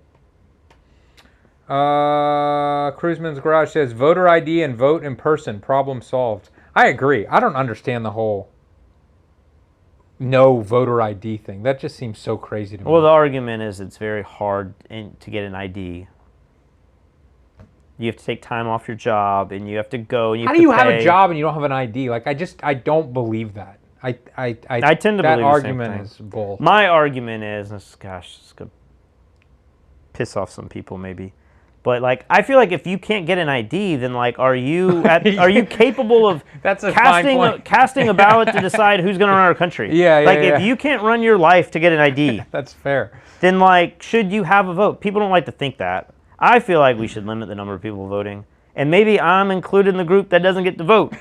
You know, but I just feel like, man, when you see some Americans, the majority of Americans, and you're going to say, like, they're going to decide on so many big picture things like taxes and wars and the direction of our country. And I'm like, dude, cash me outside. Let's go out and vote.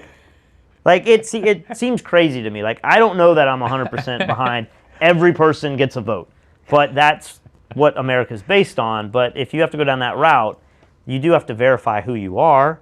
But I think we still have people with voter IDs voting in person that are not who they say they are, right? Like you can still have fraud even if you go down that road. Like I would imagine. I mean, it's not problem solved. It's probably mostly solved, though, right? I don't know. If every single vote was tied to an ID, and then you could like check on that person and be like, oh, they're dead. Now we need to check the videotapes and figure out who came in here, and we need to see footage of them or whatever. Like prosecute them and like put them in jail. I mean, maybe I don't know. There's got to be an answer to this. Maybe Putin and a little like fake mustache or whatever. All right, can we be done with this? How long have we been going for? Over 2 hours. This is crazy. Yeah. All right, guys. Thank you for watching. When do you think we're going to do another one of these? This says, so how do we decide who gets to vote, Patrick? I think last time we were on this, I said there's got to be like some kind of test, which then it's like, well, what if you can't read? You shouldn't be voting for our president, you know? But like maybe there's a test, and it's like, how competent are you on the way the world works? Like how, you know, do you know how taxes work? Do you know how wars work? Do you know like what's going on in the world? There's got to be like, there could be some test. We don't have time to do that. But there's got to be something that you could do that like fits. I mean, our military has that. You can't just sign up for the military. You have to pass a certain IQ test. Yeah. You know, if you're not smart enough for the military, you can't enlist. If you're not physically fit enough for the military, like I wouldn't pass the physical fitness test back when I was 18. I ran like a 10-minute mile. I wouldn't have cut it. I can barely do that. All right, let's be done here. Patrick hates democracy, and I think that's a perfect place to end. Guys, thank you for watching. Make sure to subscribe. And now that we're back in Puerto Rico, we probably don't have that much to do, so maybe we'll do this again soon. Who knows? See ya.